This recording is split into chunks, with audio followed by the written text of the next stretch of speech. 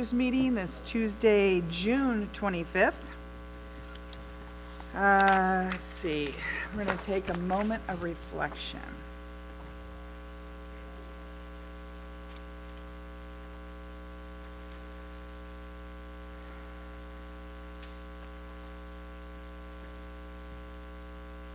Okay, and since I jumped ahead, Tony, can you please take the roll? Here. Here. Here. Here. Great. Supervisor Hemmingson, would you please lead us in the Pledge of Allegiance? I would love to. Please begin. I pledge allegiance to the flag of the United States of America and to the republic for which it stands, one nation, under God, indivisible, with liberty and justice for all.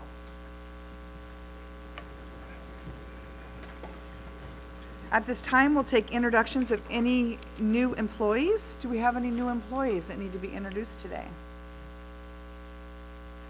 No? Okay. Anything to report out? Any actions from closed session? No reportable action. Thank you. At this time, I'm going to request any deletions, corrections, or additions from board members to the agenda. In order to add any item to the agenda, the matter must have come to the attention of the county subsequent to the posting of the agenda, and the matter requires action before the next regular meeting. Do we have anything, Liz? Chair, on number 15, our office has requested that instead of adopting the attached ordinance, that we introduce the ordinance and set a public hearing for the next board meeting. And the reason for that is our office has been a little bit inconsistent as to what we've done with zoning ordinances in the past. And so we're going to err on the side of being more conservative on this one and go ahead and do the 2 hearings. And then in the future, we'll get back with them with a legal opinion about how we're going to proceed for those ordinances. Thank you. Anything else, gentlemen? Okay. So at this time, we'll do board reports. Supervisor Berkowitz, you want to start us off? Well, thank you, Madam Chairman. Since our last meeting, I have attended the regular Pleasant City Illinois County Chamber of Commerce meeting and the special July 4th planning meeting. As you probably know, we selected a new executive director for the chamber. That person is Cindy Bosford. She's a former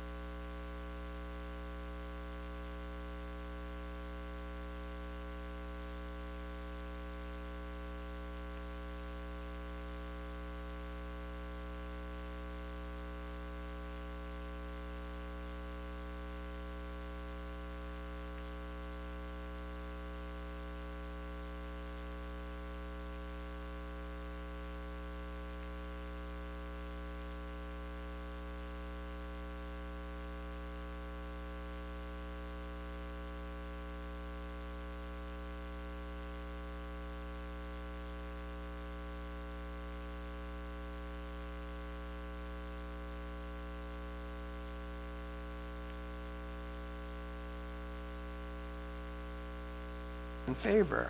Oh, sorry. Since our board has not heard the issue as a federal matter and has not taken a position, how should our delegate to NACO vote on this issue? Or should we abstain on each issue unless our board has taken a specific position? It's issues like this that warrant a discussion by this board, and I request again that this issue be placed on the next board agenda for at least a discussion, if not action. And that's my report. Thank you. Chairman, Madam Chairman. Thank you very much. Supervisor Gitlin? I have a little bit of a frog in my throat today, so bear with me, folks. Supervisor Berkowitz already mentioned our Redwood Coast Transit meeting and passing of the budget and approval of the short-range transportation plan. But we also accomplished something, passed something which of great interest to our younger folks in the audience, is that we're going to offer free rides if you're a student and getting around town, and they're looking to build ridership. So our board is looking to build ridership, and we anticipate by this action of offering free transportation to young people that it'll increase the ridership by 100 plus or more. And also on our budget, really happy to announce that we have $158,000 surplus next year.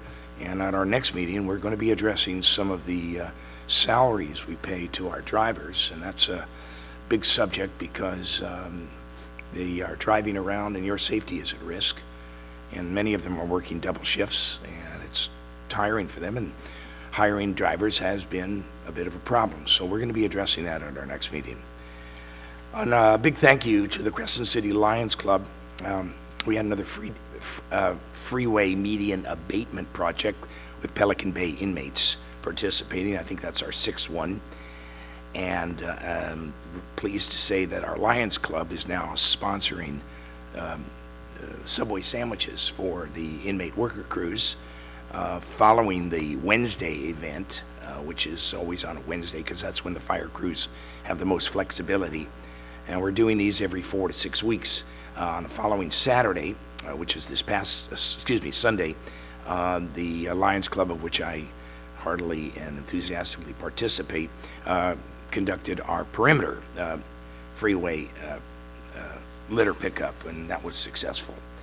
I also want to thank, I see Justin Riggs here, and I want to thank our probation department for conducting yet another wood chip dispersal project at the animal shelter. It's really making a dent in those wood chip piles that are being deposited regularly so the animals can walk and not cut their little paws through the trails. So we had a total of 10 volunteers for probation, and they're burning off community service hours, and we're going to make this a regular project. I'm signing off on that, and I'm very pleased to tell you, Justin, that we're going to be a regular. And again, for those of you who have extra time, the animal shelter needs your help, your volunteer help. They're very short of volunteers, and I hope that some of you will take a ride over to 2650 Washington Boulevard, walk some dogs, help out, do whatever you can, and they're very much appreciated. Thank you. Attended a celebration of life for Keith Jones, who tragically passed away a couple of weeks ago in a head-on collision on 199, and also celebration of life for Diana Riddell, another constituent. The rest of my time was spent meeting with constituents, quite a few of them, who wanted to address the, we're calling it the homeless situation, but it's basically the collateral behaviors associated with people who do not have shelter. Obviously, we're trying to adhere to the appeals court decision, sleeping and resting, and I don't think anybody in our community has any problems, but we are continuing to have challenges with people who are not particularly behaving responsibly with public urination, public defecation, disturbing the peace, wanton drug use, and it's caused a problem, and especially in Front Street Park, Beachfront Park. And so I did meet with a couple of different individuals, and very articulate, and one of them was retired Marine Lieutenant Colonel David O. Cooper, and he shared his mission of those without shelter. He gave me a complete page of how he sees his vision, and I hope our members of the board will reach out to him. I've encouraged him to come to our next meeting and make a little presentation during comments of how we can address these issues of people without shelter and placing them in areas that are secure, so their belongings are secure, and they have a hot shower and a warm place to sleep, and just the amenities of life that we all grow to expect. So that was one individual, and he'll be hopefully coming at our next meeting during public comments. I also met with another individual by the name of Logan Hallowell, transplant from Santa Cruz, and he left Santa Cruz because it's, in his own words, he says it's unlivable down there. Excuse me. He identified, and we've also been brought up, and I want to give a constituent, Eileen Cooper, proper and appropriate credit for bringing the area of Williams Drive as an area, as a possible staging area for folks who do not have shelter. We were talking first of possibly using the vacant McCarthy bungalows, which is no longer owned by the school. It sits within the city, it is county property, but there's also an open grassy area where tents can be erected. And this is off the beaten track a little bit. It's close enough to all services, yet it doesn't impact anybody's directly in their neighborhood. So Mr. Hallowell gave me a little tour of this area, which I knew a little bit about, and he seemed to have some pretty good connections with FEMA in terms of making purchases for tent equipment, portable bathrooms, and what have you. Excuse me, he's being ex-military. And I think this is both of these individuals who I've asked to come to our next meeting would be very appropriate in hearing some of their ideas. Clearly, something has to be done. If we sit on our hands and we wait for Sacramento to help us with this issue, throwing money at it certainly is not the answer. Seattle has spent over $1 billion in addressing this issue. It seems to be getting worse with people with no place to go and nothing to do. We all know the conditions in San Francisco and the Bay Area, and now we're starting to experience that up here in Crescent City. So what's at stake here with our meager budget is that we need to think out of the box a little bit and how we can allocate some local funding that we have at our disposal, and how we can incorporate that into moving people and addressing the appeals court decision, and at the same time giving people some dignity in terms of where they are, where they're situating during their transit visits.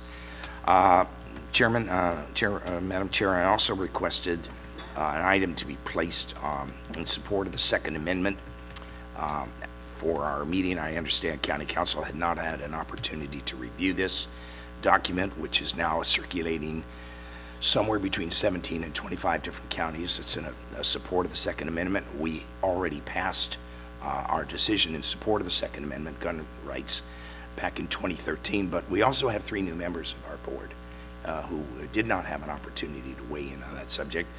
So I'm going to ask our board and to have some kind of consensus, to have a discussion and to see which way we want to go in reiterating or opposing this position.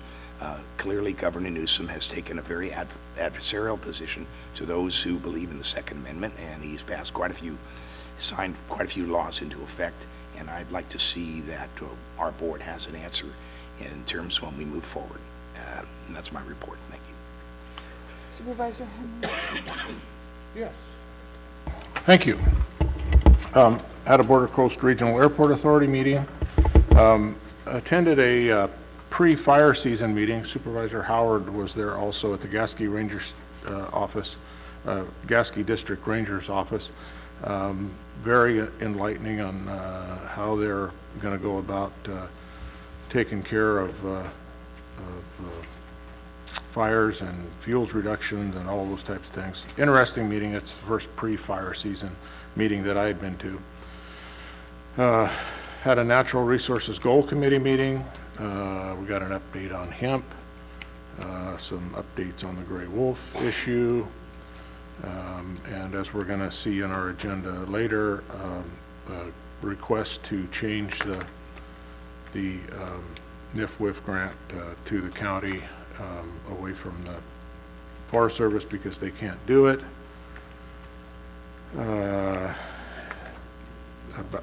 This particular grant is for the implementation of the travel management program. So we'll be moving on with that. Hopefully that will be successful. I had a Wales Dungeness Crab Gear Innovations meeting. I did a gender review, and as Roger was stating, I did not put that on the agenda. As with all the amendments to the Constitution, we, as a board, I think have always been supportive of those, and I think singling out individual amendments is not appropriate. To take them as a whole, the Bill of Rights, however you want to place it, I think is okay. And in the resolution that he presented, I find it very difficult for me to have to worry about whether the County of Sierra is going to vote me into this position and take a position on the Second Amendment. So real disappointing to see the lack of effort put into that. Also went down to the RCRC meeting in Sacramento. Just a few points. We're going to start the 3rd annual photo contest, which we were successful in getting at least one picture in the calendar this year, and hopefully we'll be successful in maybe getting more, as some counties seem to continually get more than one picture represented in the calendar that they put out each year, excuse me. And we'll at our next at the upcoming annual conference, we'll have our basket raffle, which Kylie and Tony probably will help in putting that together. For that, it's a great fundraiser for charitable organizations. We had a guest speaker at the last RCRC meeting, Wade Crowfoot, who's the Secretary of California Natural Resources Agency. And he says the governor's main focus is fire and water. And that's extremely important, certainly to our area and most rural counties. So it's really great to hear him say things like there's a need to do a better job of forest management, and doing a better job of containing water and those types of things. So very interesting and very hopeful in getting things done on that resource portion. We also formed an ad hoc advisory committee on homeowners insurance. A lot of people are getting non-renewals that live in forested areas and are having to change their homeowners insurance to different companies. So this ad hoc committee is going to look into that and see what can be done about that. There was a lot of things went on. We approved our audit, which got no findings, always gets rave reviews from the auditor. We had updates on forest management and wildlife. Went over the state budget. There's still a lot of trailing bills. That's going to be a long, well, I shouldn't say a long process, but there's still going to be some changes made, and hopefully that will be done by the end of the month. There's in-home supportive services, the maintenance of effort. Right now they're wanting counties to pay, I think it's 7%, and we're trying to get that reduced down to less than 4%. Looks like that they're going to go in that direction. There also could be a penalty of 1% if you don't negotiate in some way that's listed out. So we went over federal legislation, the SRS, really supporting the trust model. We'd like to see that model go into effect where they have a fund in there that's in perpetuity, that counties, it may not be quite as much as what we're getting, but it will be sustainable, and it will be hopefully the same proportionately it will be secured. So that's looking up there. Hopefully that will get through. We also have the Golden State Finance Authority, which is kind of a sub-portion of RCRC. We went over a lot of things there, but the most important thing, I think, right now for this is they signed a stewardship agreement with U.S. Forest Service, and we'll have to see how all that plays out, but there could be opportunity for us to get some fuels reductions and some help in being the lead agency for some of these projects. So that may be a great avenue for us, because they have to be the lead, so that might work out real well. And that's my report. Thank you, Supervisor. Supervisor Howard. Thank you, Madam Chair. After the last meeting, after hearing Supervisor Berkowitz's report, I contacted Matt Brady immediately and asked him about Supervisor Berkowitz's report specific to porta potties on South Beach for 4th of July. Matt was not aware of it, but he immediately responded to me within 10 minutes with his staff and said this issue is not an issue and it will be taken care of immediately. And by the end of that day, porta potties were going to be allowed on South Beach and the permit would be going through.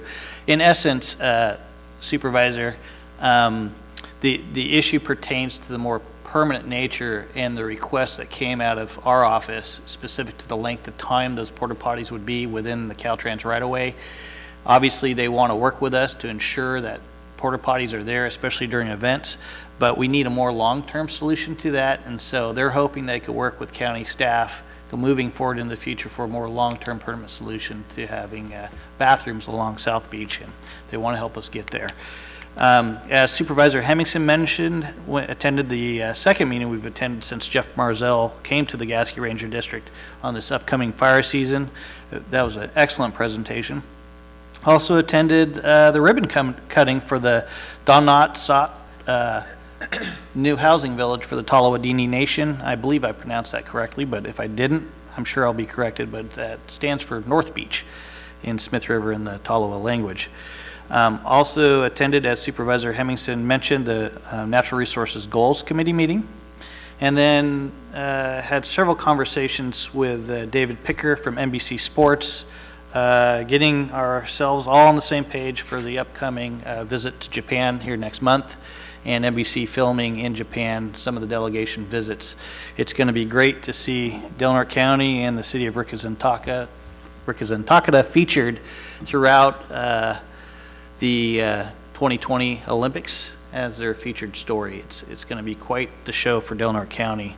Also on that similar note, one of the things that we're going to be doing that Manitoba had requested, and I think this will play extremely well on film, but is basically the ceremonial bringing of redwood trees to be planted in Rikizantaka. And I've got to thank Justin Riggs, our agricultural commissioner, for really helping to spearhead this. I did not realize he is pretty much the only person certificated in Northern California above the Sacramento line, well, within the 100-mile radius of us, that could actually certify plants for a phytosanitary certification to be transported across, not in the United States, but outside the United States. So Justin, thanks for helping to spearhead that. Really appreciate your energy and time on that, and should make for some wonderful film and some good emotion and representation of our community in Rikizantaka. CAO Serena and I met with Stephen Walsberg, who's been hired by the USDA, who is going to be doing planning and economic development infrastructure documents for Del Norte County, Colusa County, and Mono County, but USDA selected Del Norte County for one of these planning documents that would not only plan for infrastructure within Del Norte County specific to economic development, and it doesn't necessarily have to be government economic development projects, but more specifically business opportunity infrastructure, and potentially funded, strongly potentially funded is what I heard from him, and looking forward to that taking place, and want to thank USDA Rural Development for helping to get Del Norte County on the radar and moving that forward. Attended the Solid Waste Management Authority meeting as Supervisor Berkowitz announced. I won't spend any more time on that. And then also organized with the help of the Del Norte County Office of Emergency Services, Kimmy Scott and CAO Serena, and then in addition, Gasky Fire, to have a community fire event in preparedness for the upcoming fire season for the community of Gasky. It was well attended, and we also had presentations from the U.S. Forest Service, Gasky Ranger District, and from CAL FIRE for that upcoming season. We took about an hour and 15 minutes of the community's time, but I think they'll be more prepared on how better to respond to fire in this upcoming season, especially given the facts that have taken place in the last couple of years here within Northern California.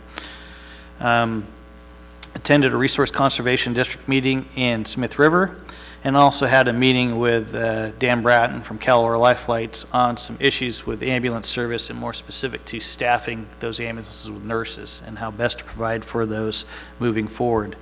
Also met with Kiyoshi Murakami from the city of Rikuzen Takeda on issues of the upcoming delegation visit, and then had some issues in Gasky specific to vandalism of the Horace Gasky Bridge, which is a county-owned bridge, and some graffiti and blight that is occurring under the bridge from potentially homeless camp. Jeff Daniels from the County Roads Department responded with me up there, and will begin to remove the blight from the bridge. And since that is private property, we're going to begin to post no trespassing signs on that area of the bridge. So if the sheriff were to be called, he could react appropriately and remove those people from the bridge, since it isn't government-owned land under that bridge. Also had a meeting of the North Coast Regional Air Quality Management District in Eureka, and we discussed at length, this took almost close to an hour and a half, but the issues with non-standard use burn permits in the area. As we know, with the upcoming fire season, the state of California's push, as Supervisor Hemmingson mentioned, that doing controlled burns, and more importantly, getting rid of that brush around your house within large areas within the county of Humboldt, Del Norte, Trinity, and Mendocino has become of extreme importance, not only to the state, but also to those private landowners. So making our permit process more structured and useful, and more importantly, cheap, so people could actively go out and burn and do projects on their landscape, was discussed, and I think we have good resolution to help expedite the process, but in addition, make it cost-effective for those doing large-scale management plans on their landscapes. Met with Dylan Nelson, a student at Phoenix University, to do an interview about government. It was quite unique and interesting. Also want to congratulate my son, Gabe Howard, graduation from 8th grade and being valedictorian this year.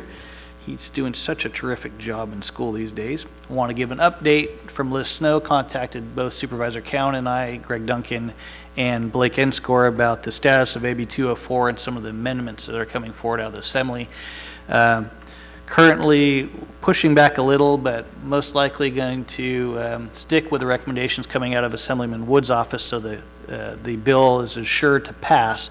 But as you're aware, AB 204 is specific to the community benefits plan to basically track status of not-for-profit hospitals and their spending and have a more transparent process. But it will go in front of the Senate Health Committee on 7/10 in Sacramento.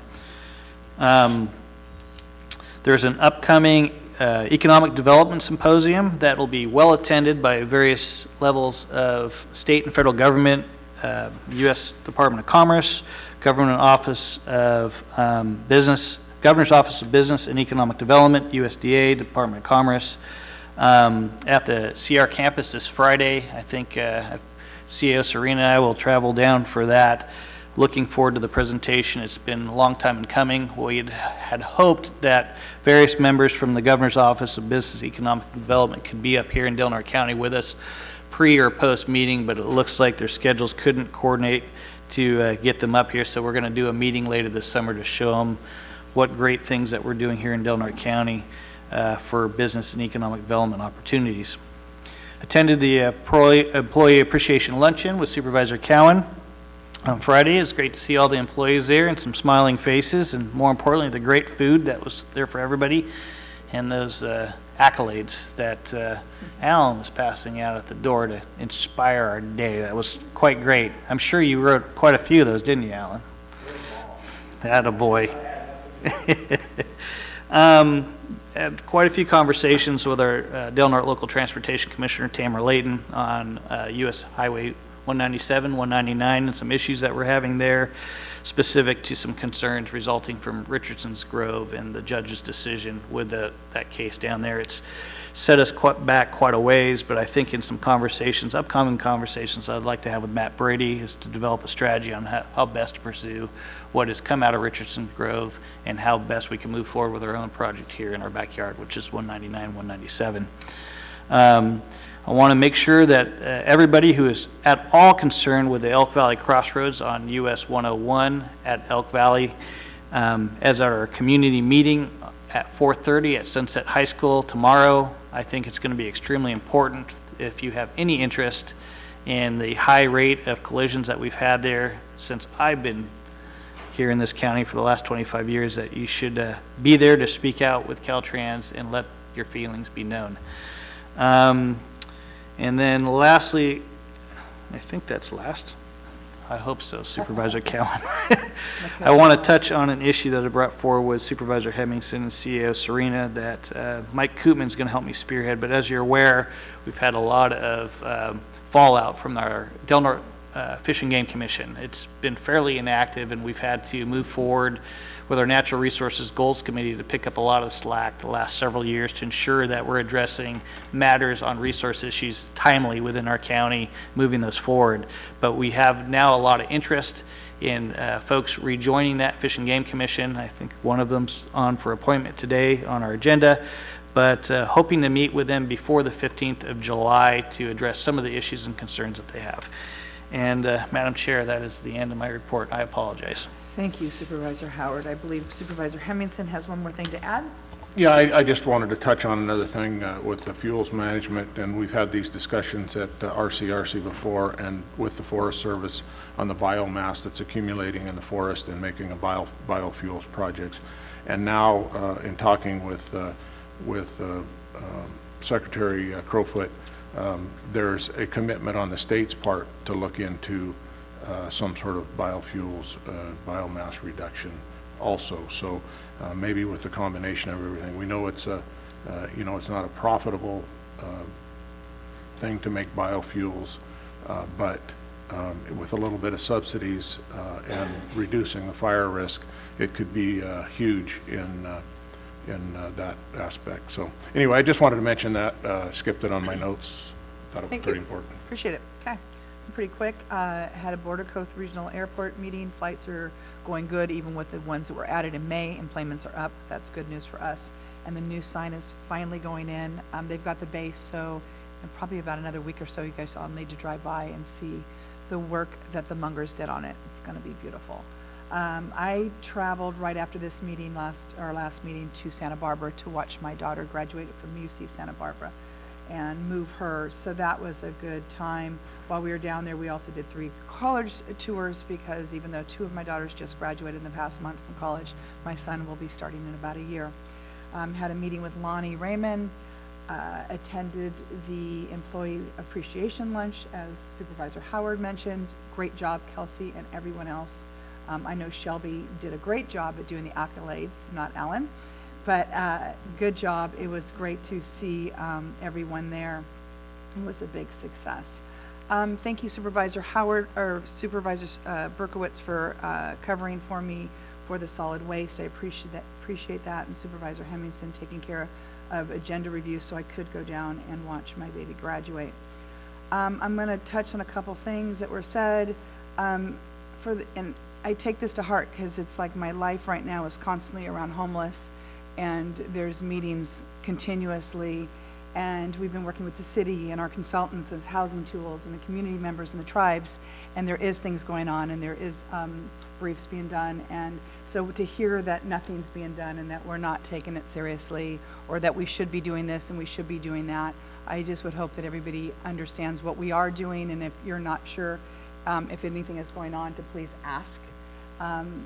We just got a report from Housing Tools this week that we're going to be briefed on and go through as well. So things are moving forward with the money that we have been getting from the state, or hope to see from the state. The first bit that came through is what we used for Housing Tools, and that technical grant to look at what's going to be best for Del Norte County. I know there's a lot of things going on in other communities, but folks, we all know that Del Norte County is different from San Diego, is different from San Francisco, is different from Humboldt County.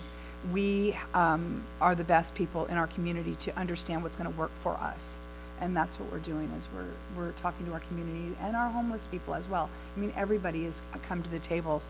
I personally, along with Tony and Heather, have been meeting with the nonprofits and the faith-based groups, and on top of Senator McGuire's group, on top of, we're trying to pull from every corner to get everybody's point of view and to do what's right here. So just an update on all that. It's moving great. As far as the resolution for the Second Amendment, a resolution was passed, resolution number 2013-050. If you want a copy of that, please get in touch with our county clerk and they'll get you a copy of it. To bring back resolutions, every resolution that's been passed by our board, present, past, or the present, past boards, we just couldn't do that. The resolution has been passed, and to do it again and again would be kind of a waste of time and just something that's unnecessary. We can't continue to do that. So I know it wasn't being put on the agenda review. I was part of that conversation, and that is the reason why. So there is a resolution already in place, and if you'd like to read a copy of it, please contact the county clerk. One more thing. I want a big shout out to Del Norte County School District and all of the teachers, all of them, and the employees. All too often I hear our kids aren't given the tools that they need to succeed here. And that is a sore spot to me. I hear that they're not being prepared. Well, I say BS. Both my girls graduated from college in the last month, along with so many other Del Norte high school graduates. We have the best teachers here. We just do. We have a community that supports children here that is like no other. And I grew up out of this area. To see the support that comes from our teachers and our community and our business leaders, it's unbelievable. When they do that scholarship banquet and the money they give away, and I say that to a family member down south, they're just blown away. So we do have support. And it takes all of us to help these and prepare our children for life, whether that's college, whether that's trade school, whether that's to follow in the family's business here in town. My girls, with the help from the teachers, my husband, along with the parents of all their other friends, it's that community that has made them and molded them into the women they are today. My daughter, who just graduated a week ago Saturday, she graduated from UC Santa Barbara with a degree in Bachelor of Science in Aquatic Biology. She also studied abroad in the University of Queensland in Australia. She traveled to Nicaragua and Thailand to do volunteer work, all while holding a job down while attending college and graduating in 4 years. My other daughter last month took a gap year off and went to Brazil with an exchange with Rotary. She traveled with her sister to Thailand to do volunteer work. She graduated in 3.5 years with a degree in Bachelor of Science in Liberal Arts. Both my girls are first-generation college students. Not only say that because I'm a really proud parent, I say that because anybody in this community can succeed. So I get, it's up to all of us to encourage them. They have the tools. And I get really angry and upset when I hear people say, our kids don't get what they need, or they can't. We don't have it, because we do. And it's up to all of us to help them succeed. It doesn't have to be your own child. It's up to all of us. And we have great, great teachers, and I just really want to give them a shout out because they've helped me with my children, and they'll help you with yours. So I'll get off my high horse now on that. Thank you for letting me say that. Moving on, we're going to go to the consent agenda. Comments from members of the public at this time may be heard regarding items on the consent agenda only. Move to approve. Second. We've got a motion and a second. Any public comment at this time? Seeing none. Tony. Supervisor Berkowitz. Yes. Supervisor Gatlin. Yes. Supervisor Howard. Yes. Supervisor Henningsen. Yes. Yes. Thank you. Moving on to scheduled items, number 13 is our comment period. This is where members of the public may address the board on matters. You know what, I'm going to back up. We have two resolutions, and I believe Supervisor Howard, you have one of them, and Supervisor Berkowitz, you have the other. Why don't you start us off, Supervisor Berkowitz? Thank you very much, Madam Chairman. This is the designation of July as Park and Recreation Month. Whereas parks and recreation programs are an integral part of communities throughout this country, including Delaware County, California, and whereas our parks and recreations are vitally important to establishing and maintaining the quality of life in our communities, ensuring the health of all citizens, and contributing to the economic and environmental well-being of the community and region.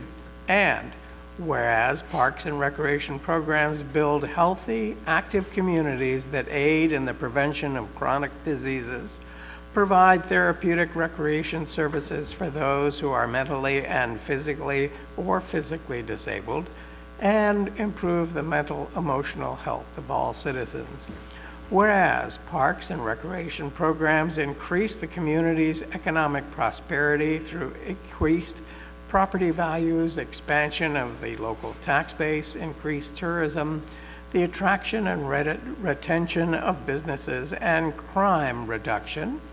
And whereas parks and recreation areas are fundamental to the environmental well-being of the community, and whereas parks and natural recreation areas improve water quality, protect groundwater, prevent flooding, improve the quality of air we breathe, provide vegetation buffers to development, and produce habitat for wildlife. And whereas our parks and natural recreation areas ensure the ecological beauty of our community and provide a place for children and adults to connect with nature and recreate in outdoors. Whereas the U.S. House of Representatives has designated July as Parks and Recreation Month, and whereas Delaware County recognizes the benefits derived from parks and recreation resources, now, therefore, be it resolved, the Delaware County Board of Supervisors, that July is recognized as Park and Recreation Month in the County of Delaware, passed and adopted this 25th day of June 2019, signed by Lori Cowan, the chairman of the board. Do we have a person who would like to accept this? No? Alan? How about both of you?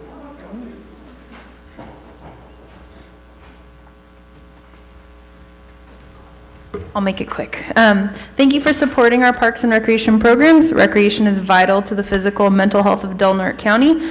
We appreciate the Del Norte County Board of Supervisors making our parks and recreation programs a priority in the county and helping to improve the quality of life for all. Thank you, Kelsey. Alan, do you have a few words? Well, I'm going to be a little more off the cuff. Kelsey's doing a wonderful job.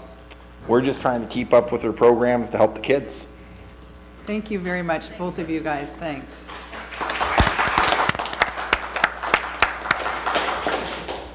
Supervisor Howard. Thank you, Madam Chair. This is a Del Norte County Board of Supervisors proclamation recognizing June 25th, 2019 for Health Career Pathways. Whereas the Health Career Pathways Project was instituted to address the shortage in the health career workforce in Del Norte County through the concept of growing our own workforce. Whereas Del Norte County is a medically underserved area with limited access to health care and a robust health care workforce. Whereas the Health Career Pathways Project is a coalition which consists of students, healthcare employers, businesses, and educational entities. Whereas the development of science and health-based education tracks and clubs from grade school through high school offer children of Del Norte County the opportunity to explore and prepare for various health care careers. And whereas working with local institutions of higher education to develop and offer a wide variety of health career-based curriculum, certifications, and degrees readily available to the people of Del Norte County will help to grow our own health workforce. Whereas those who serve in health care have a critical responsibility to the welfare of the community.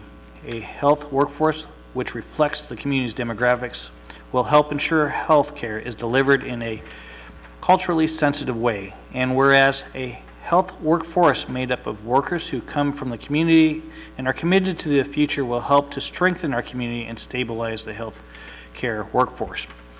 Now, therefore, the Delaware County Board of Supervisors do hereby proclaim, recognize, and support the Health Careers Pathway Project through participating in school outreach as guest speakers, offering workforce-based learning opportunities, and providing workforce development policies and strategies to enhance the skills of the current health care employees passed and adopted this day, the 25th day of June 2019.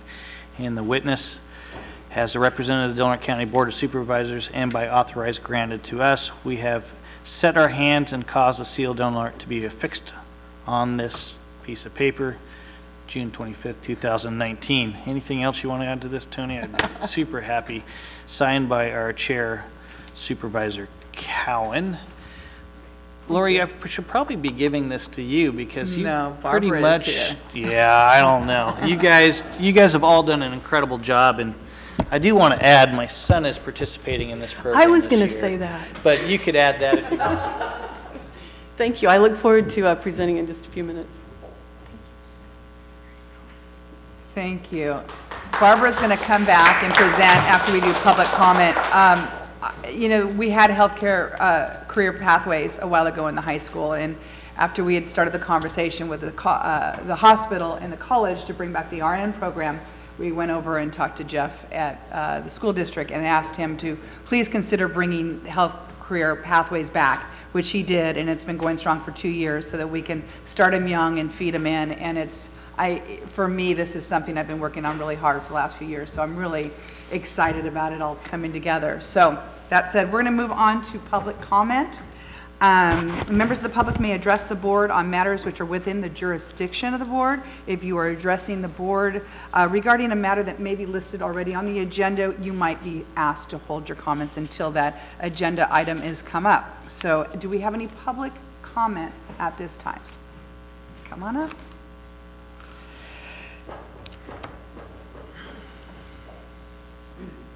Morning, John Roberts, Smith River. Since this came up earlier, I'd like to make a comment about the Second Amendment.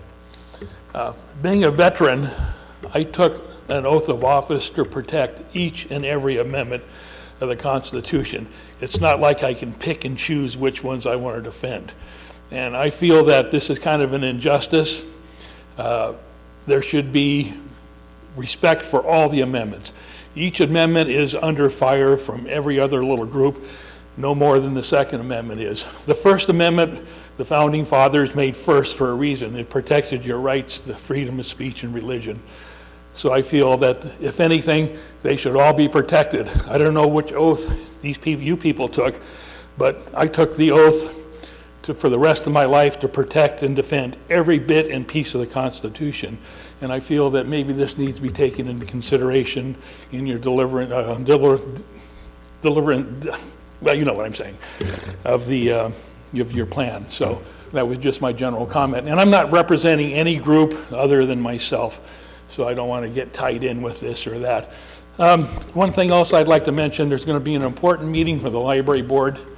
It's an open meeting on Thursday at 1 o'clock, and their discussions are going to be about the new library, or what we want to do about a new library, whether building a new one or remodeling or whatever. So everybody's more than welcome to come to the meeting. It'll be 1 o'clock at Wild Rivers, or you can check with Shane at the library to get the exact details.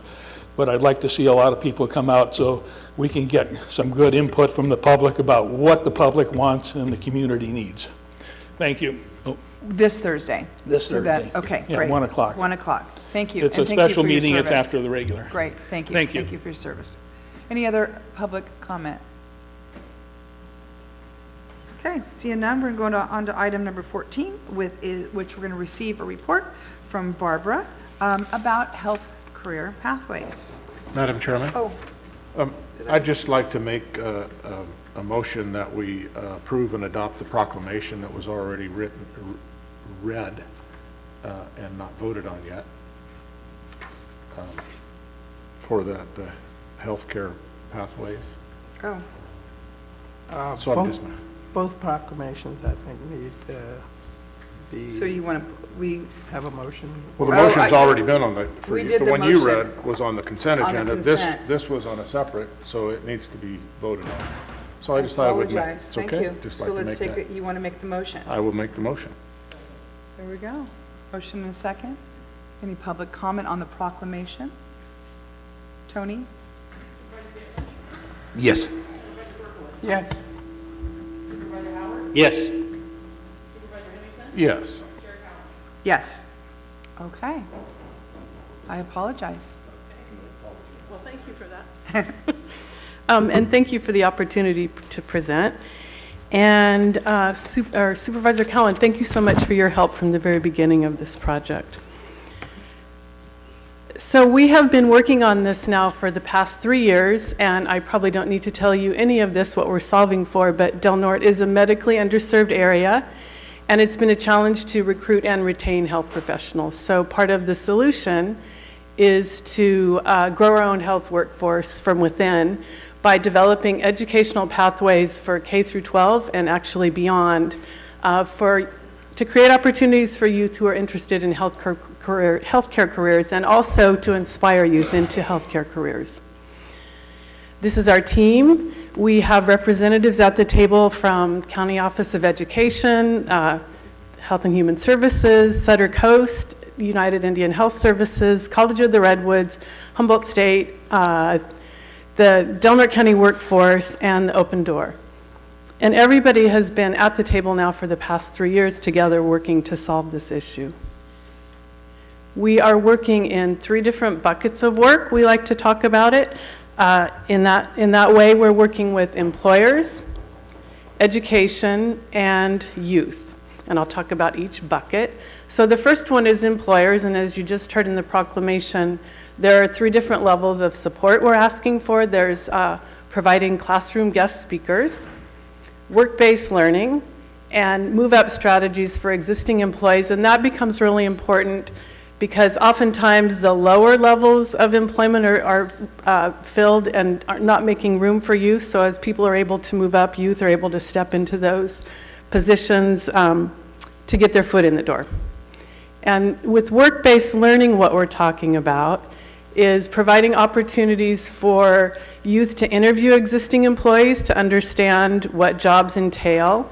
And that was Heather Snow's idea. I have to give her credit for that. Also, job shadowing opportunities, summer employment, which is what Supervisor Howard's son is participating in, unpaid internships and paid internships. And we've been able to start getting all of these things going, which we're actually quite excited about. I have to say this has not been an easy lift. It's been a pretty heavy lift, but we're really making tremendous progress. Education is the place we've made the most progress. I'm very happy to report. As Supervisor Cowan said, we were basically starting from the beginning. There was a great program in place several years ago. Melody Pope was running it. She left to go over to College of the Redwoods. When she left, the program pretty much fell apart at the high school level. So we've been working to rebuild that. But here's what we've put in place with education. One of the first things we wanted to do is reach out to the really young kids to start inspiring them from an early age to consider health careers. So we put dramatic play kits in place. They're at the Educational Resource Center, available for pre-K and kindergarten. And they're super cute. There's things like a doctor's coat, stethoscope, thermometers, things that teachers can check out, and the kids actually get to be inspired through play. The next thing is we created a really lovely set of curriculum that was intended to go into after-school programs for 1st through 5th grade. It's been so popular that it was adopted as core curriculum at Mountain and down in Klamath. So we were pretty excited about that. Teachers have been really excited about that curriculum.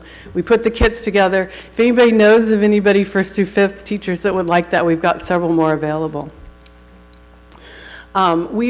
Middle school has been a bit of a challenge, but we're doing something we call medical mysteries and are able to go in once a month. We worked with Mr. Vu at Crescent Elk this past year. Hope to expand on that this coming year. But just go in and support him and do kind of fun activities. One of the things they were doing is taking, he's got an incubator, and they were taking quail eggs in and talking about the process of hatching those eggs. Okay, and then the next thing we're doing, this is where we've made the most progress, and it's really been exciting, is at the high school level. And what we've been able to do is put into place a career technical education-based pathway. And there was a teacher in place earlier this year. She left. The high school, in their wisdom, hired my partner in this work, Anthony Grosso, as an emergency credentialed CTE-based pathway teacher. That class, when he started in February, had 12 students. We're super happy and proud to say they have 60 students signed up for next year. I get all, like Lori, I get all passionate and emotional talking about that.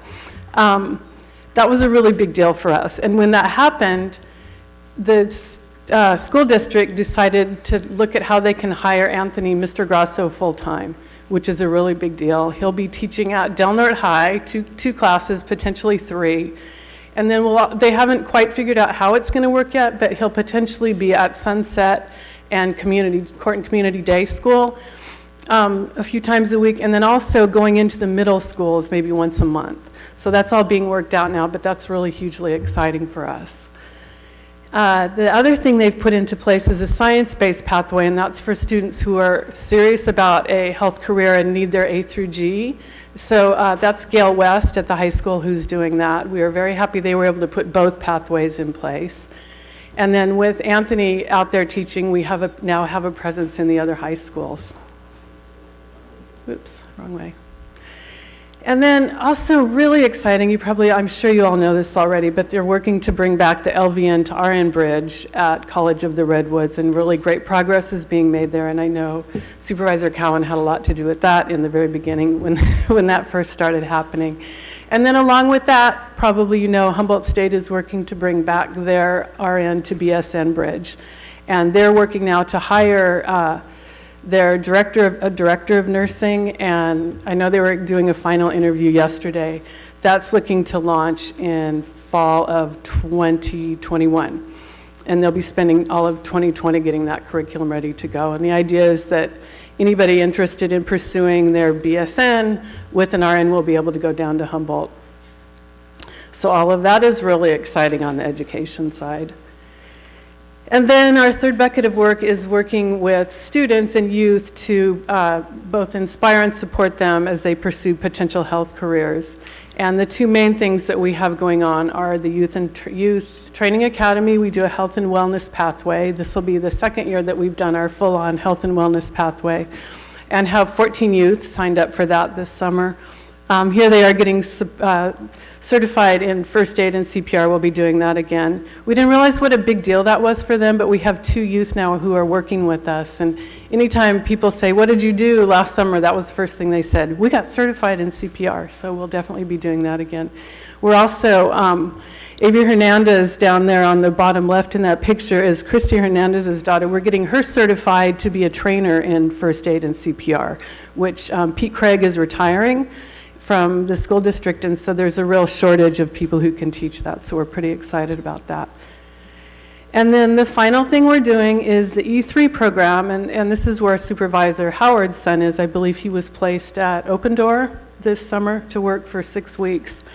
And this, again, we've made really great strides here. Last summer we were able to place 4 youth in health-related jobs. This year we have 9, potentially 10. So, and then we're doing also throughout the school year, we're doing what we're calling health and wellness workshops. So 4 times a year we provide these workshops that youth are able to come and attend. And I believe that's it. So thank you very much, and thank you for your support. Much. Yes, thank you. Barbara, could I just quickly ask you a question? I was looking at your presentation.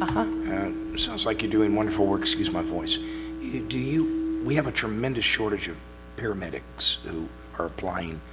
It's a national problem. It's particularly a local problem. Do you offer any kind of program as a fast track to a paramedic program here in Del Norte County? We are not yet, but thank you for the question. I can definitely look into that. One of the things we're doing, this is just very small, but we're going to be working with Del Norte Ambulance this summer, having them come out and talking to our youth. So, hopefully inspire some youth there. But at this point, we haven't, but I will definitely look into that. Well, I say that because Del Norte Ambulance has just elevated its service to an advanced EMT, emergency services okay. technician. I hadn't heard that. They haven't gone to full paramedic, which is probably not on their plan. But I think by addressing this need, it's an employment opportunity and one which is really critical. So thanks for looking into that. Yes, thank you very much. Any other comments, Yeah, and I can say questions? that this whole idea is to get them introduced to the health and medical of all angles, including that. Yeah. It's just to get our kids thinking about it and on the path, and some are going into it, so, yeah. Yeah, Any questions from, oh, yeah, go ahead, I'd Supervisor like Powell. to make a quick comment. Barbara's, I really appreciate your efforts here, and more importantly, broadcasting this to the public out there, because there are a lot of efforts here in this community, and historically, we've made some great strides to try to staff our local healthcare needs with people from outside this area and to keep them here once they came. I remember the efforts by the Chamber of Commerce 12, 13 years ago now that were funded by businesses in Sutter Coast to Physicians Retention and Recruitment Program is what we called it. Gina Zatola led it up.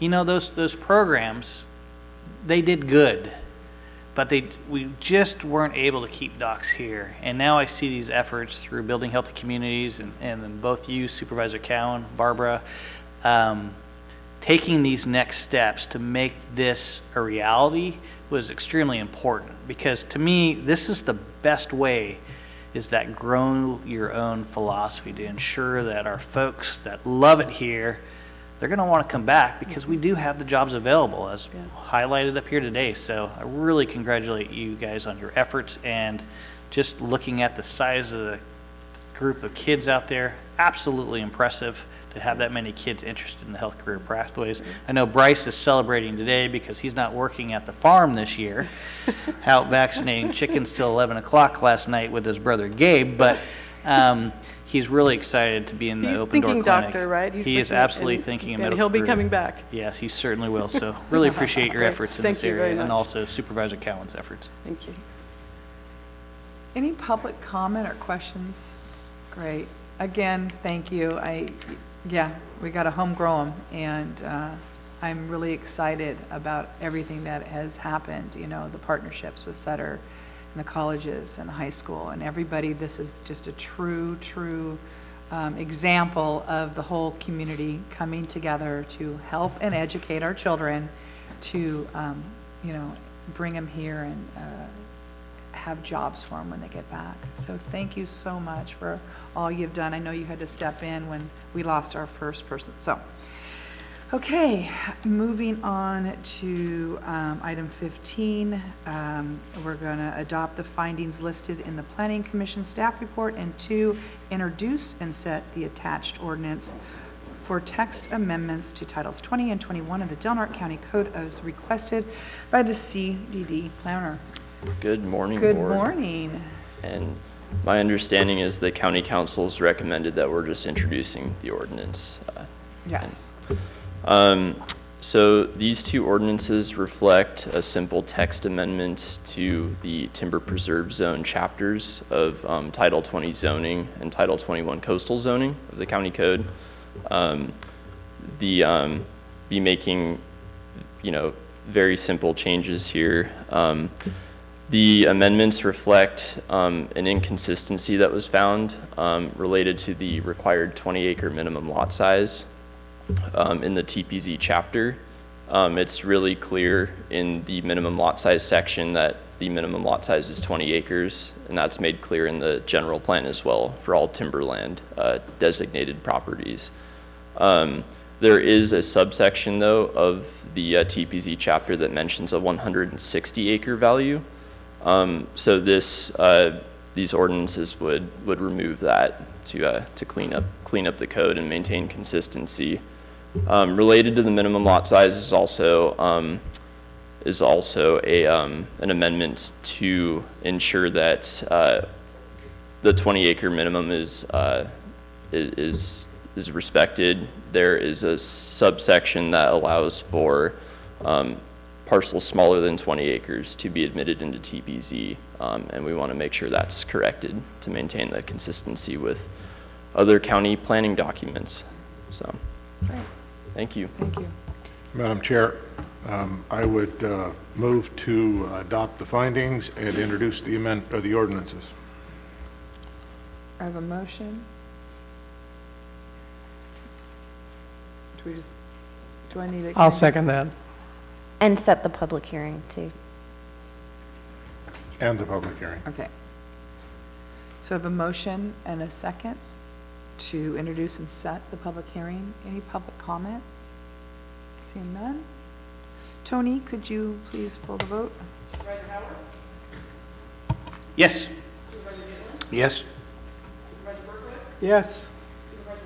Yes. Yes. Moving on to item 16, this is going to be a presentation from County Council regarding the implementation of California's legal industrial hemp program. Good morning. Good morning. Welcome. Thank you. Always good to see you. It's good to be back. We've talked a lot about cannabis over the last few years and not much about hemp. Some of that is because the cannabis statutes specifically excluded hemp from their permitting provisions, and so it kind of went on the back burner. Hemp, as we'll get into, was federally illegal until December. And then we've had this rush of emergency regulations from the state and interest from local people wanting to grow. And so, well, we're not really asking for any specific direction to staff. If the board has input or direction, we are, of course, happy to hear it. But this is more like an update of what's happening, where the law is, what's the status of situations. And hopefully it's interesting. So hemp is the same plant as the cannabis that's required to be permitted under the Business and Professions Code. It's just cannabis with less than 0.3% THC by dry weight basis. So it is the kind of industrial crop that you can smoke and get a headache rather than get high. There is, I think, a general, I'm hearing, I don't know anything about hemp, right? I've spent a long time learning about cannabis, and hemp is not something that we are expert in. But the idea that it could look and smell just like cannabis is now kind of popping up in county council message boards all over the place. So we'll talk about what other counties have done and what those concerns are. In the most recent Farm Bill, the Controlled Substances Act was amended to take hemp out of the definition of cannabis for Schedule 1. So it is now no longer a controlled substance under federal law. And they just said, except for tetrahydrocannabinol in hemp. That's pretty new. What there is now is the ability of states or tribes to apply to the federal government to have a plan that has some very minimal requirements, and then once the plan is approved, the state or tribe can have a program.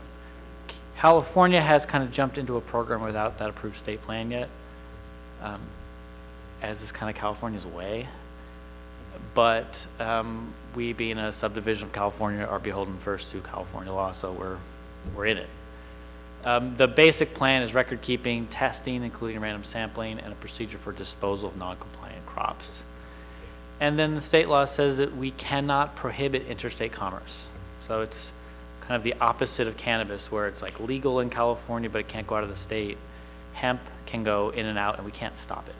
It is a preempted area under the Commerce Clause. So whether California does it or not, if another state is permitting cannabis, they can come into California and sell it. Under California law, back in 2013, we created a hemp program, but then put it on hold. And the provision said that this division shall not become operative unless authorized under federal law. Prop 64 changed that language. You can see it just kind of crossed out some words. This division shall become operative on January 1st, 2017. So technically, hemp has been legal for a year and a half now. SB 94, which cleaned up Prop 64 and the medical bills together, clarified in its legislative intent section to allow hemp as an agricultural product not subject to cannabis regulations. So even though hemp has been legal since January 1st, 2017, the law says that CDFA shall establish a registration fee, and they never did until a couple of months ago. So it was legal, but you couldn't actually do the things the law required you to do in order to do it legally. All of a sudden, at the end of April, that fee was established as $900. Since then, we have an MOU between the county agricultural commissioners and the state to share some responsibilities and some costs. There will be contracts for enforcement and inspection the way there are with a lot of agricultural products. And there are emergency regulations that just passed or were just approved on 6/10 for testing and sampling and the destruction of crops that aren't compliant. There's still no state plan. The current regulations are probably not compliant as I read them because they don't include a random sampling, which is clearly required in the federal law. How that will get worked out, I don't know. Not really our monkey.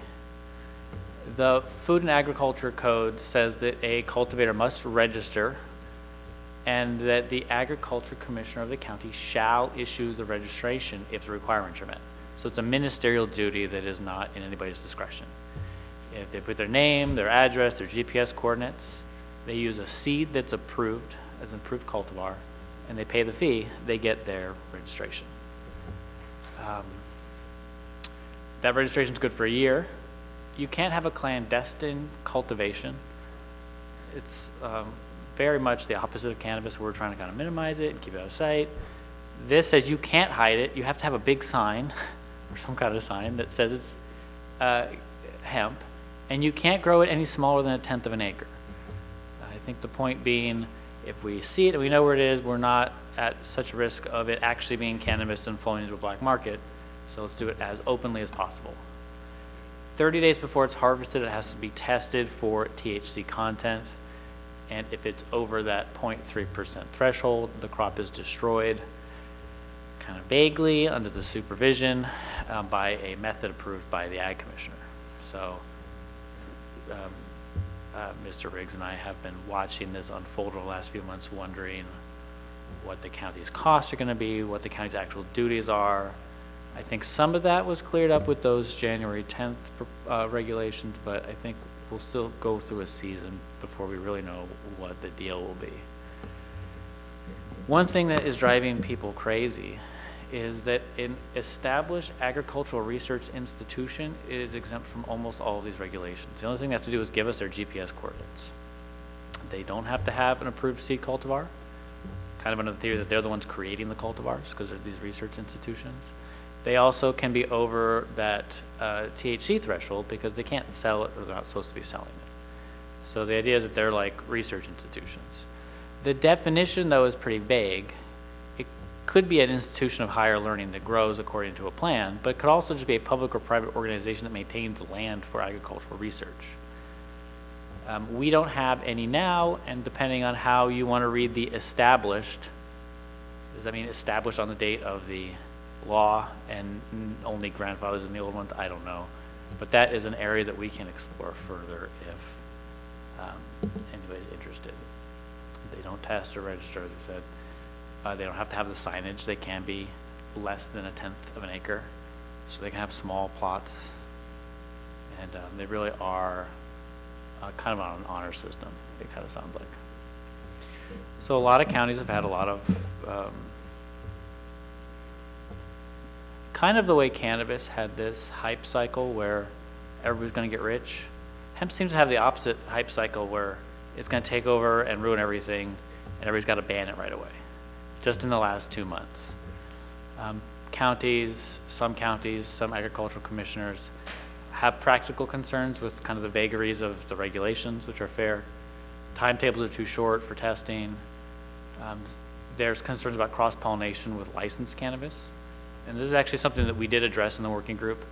And our indoor cultivation has pollen filtration systems, so if hemp were outside, it would be safe from cross-contamination. It's really the only conscious addressing of hemp that working group did, as far as I can remember. There's no track and trace, so if things are a risk of going to the black market, there's much less regulation than cannabis. Like I said, it can look and smell like cannabis. I've never seen it, I don't know. There is an idea that if you grow it for fiber, you aren't letting it flower, and it's much different looking. If you grow it for the CBD that's all the rage right now, you do let it flower and it looks all like cannabis. So that's the thing. And then a lot of people feel like the Agricultural Research Institution is a loophole that is really kind of in need of regulation. So a lot of counties have put these moratoria in place. And this is what we did with cannabis at the beginning. We currently have a moratorium in place for permits in Yurok tribal lands. So, I mean, it's a standard thing. It has to be an immediate threat to public safety, and what it bans is the issuance of permits, variances, building permits, or other entitlement required to comply with a zoning ordinance that would result in a threat to public health and safety by a 4/5 vote. The problem with this is that those registrations from the Agriculture Commissioner are not land use entitlements. I could go and register my backyard, give him my name, my address, my GPS coordinates of what seed I want to do, and he shall issue me the registration. That doesn't mean I'm zoned to have a 1/10 of an acre hemp or agricultural grow in my yard at all, right? So the zoning requirements still have to be met. So this registration is kind of like, now you're registered, now you can go do what your land is otherwise allowed to do. So there's really nothing for us to ban with a moratorium that's justified. And then there's a new case out the city of Huntington Park that really narrows what an emergency is. It can't just be people are interested and people are worried. There needs to be some serious nexus to a harm. And it has to be a land use entitlement that's clarified. It's not just a permit application or maybe we're going to do something or a ministerial permit. It's when you get the permit, will they be entitled to do something and we'll be stuck, right? You want to put the moratorium in place so that we're not stuck with the thing that they're allowed to do when it's not what we want. But I don't think that the registration entitles anybody to anything. They just are now registered. It's necessary but not sufficient for growing cannabis. So some counties have backed away from the moratoria, thinking that they don't have these emergency requirements. Others are pushing full steam ahead. It's kind of all over the place, and it's all unfolded in the last 2 or 3 months. If we did it by regular ordinance, if we wanted to regulate hemp, we're not preempted from our normal land use regulation. But I think we are preempted from not issuing those registrations. It says we shall, and we do not have the power to issue a law in direct conflict with state law. So we might ban it completely or have no zone where it's allowed and still have to issue these registrations, but then nobody will be able to do anything with them. Kind of a weird hiccup in the way that this was rolled out. But a regular ordinance is to Board of Supervisors meeting and it goes to the Planning Commission. And so if this is a route the board wants to pursue, we're looking at 6 weeks to 2 months to get the ordinance passed.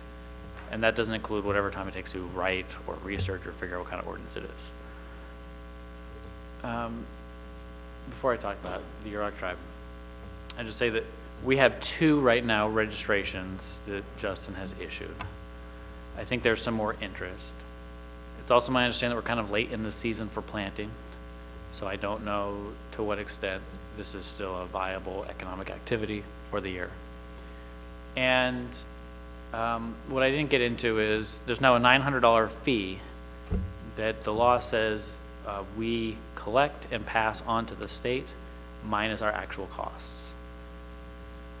What it looks like the state system is going to be is we pass on something like 755 of it, keep 145, and then the state will pay us to do these contracts. I think there's one for $2,000 that's in our office for review at the moment for inspection or whatever, and there might be several more of those. And that's how the state intends to cover those costs. but we can impose our own fee if that is insufficient to cover those costs. And that would require, like any fee, time studies, cost studies, figuring out what our actual costs are and being able to demonstrate that data to the public before we can adopt a fee. So I think there's, at this point, just a lot of questions, and I guess I don't want to be alarmist or blasé about it. Somewhere in between is the truth. And it might just be a season. It might be reevaluate at the end of harvest season and see, did anybody do it? Did anybody make money? Did anybody complain about the smell? Did we cover our costs? All of those things. Ellie Hoops asked me to bring up that the Yurok tribe is exploring the idea of having a couple of kind of pilot program type grows, maybe one in Del Norte and one in Humboldt. They would have a tribal plan, like the state of California can. The tribes can have a plan to apply for the federal government. The county would have nothing to say about this or do about it. I think it's more of like a heads up. We're thinking about it. We have the moratorium in place for cannabis activity in tribal lands. I don't know where the tribe is at the moment on their views of cannabis as an activity, but it sounds like they want to explore the idea of hemp, both economically and environmentally. So that is a heads up from Ellie Hoops. And that's the end of that. If there's questions I can answer, I'm happy to. Supervisor, this item, as Supervisor Hemmingson mentioned in his report, and so did I, this was discussed at our Natural Resources Goals Committee, and I think we both thought it was extremely important to get in front of the full board. This is not just an issue that's going to resolve itself. There's some concerns that I have personally that I'd like to express today. I'm not sure if they're the same with the rest of the board, but I certainly want to get my concerns out there about this. And more importantly, make sure the board's aware of what could happen. I think Joel's done a good job of at least teeing this up for us and potentially seeking future direction from the board depending on how we want to move forward today. Two questions, Joel. Enlighten me a little bit about industrial hemp. When I think of hemp, industrial hemp, I think of burlap sacks, I think of rope, cord. What are the commercial viabilities of this product? That's the first thing, and then when you come back, I want to follow up with the second question. Right, so traditionally, we have been importing about $600 million a year worth of hemp fiber, because it's been illegal to grow here, but you could import it as a finished product, because you can't smoke your hemp rope or your burlap bag. It's not really considered a drug at that point. In the findings in the Farm Bill, it mentions that this is potentially a $20 billion agricultural crop.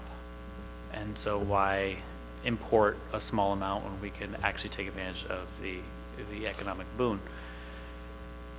Part of the reason it's such a big crop is it's no longer just for fiber. The CBD, or the kind of part of cannabis that people treat as medicinal, you can get in hemp with a low THC content. So you can get the CBD without having to go through the regulations associated with THC. And what was your second question?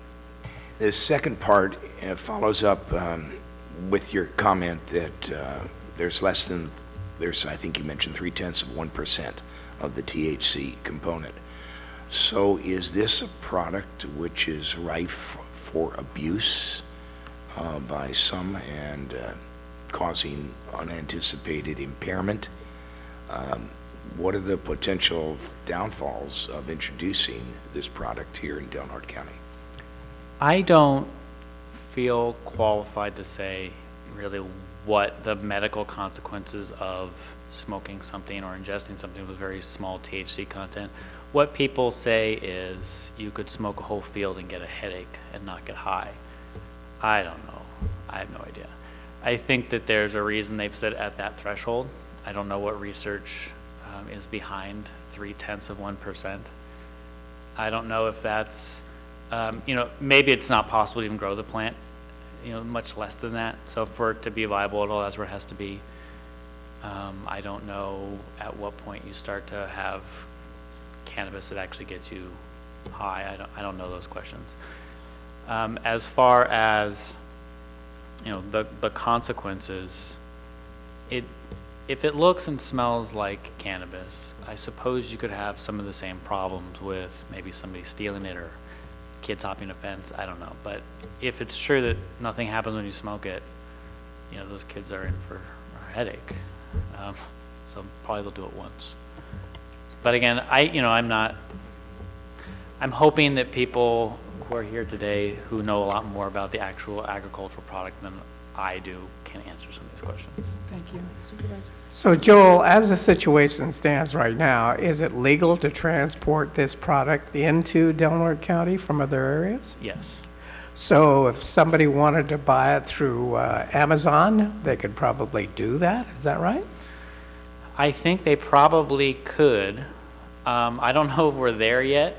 I don't know if businesses are taking those risks yet. I think maybe if Amazon were confident that it were grown according to a federal plan, maybe they would.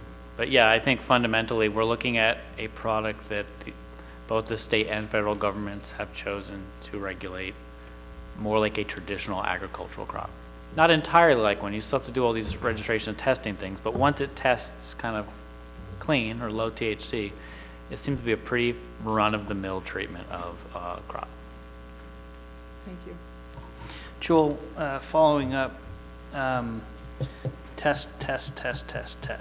So state comes in, we charge a $900 fee. Actually, Justin charges a $900 fee. State comes in, snags $750 of that $900 fee. 150 stays with the county. Who's saddled with the test? Is that the grower or is that the county? Do you know? Those are a little bit vague, and I think ultimately it is, at the very least, the county will be doing kind of the bookkeeping for it. There are certain requirements for the certification of the testing lab.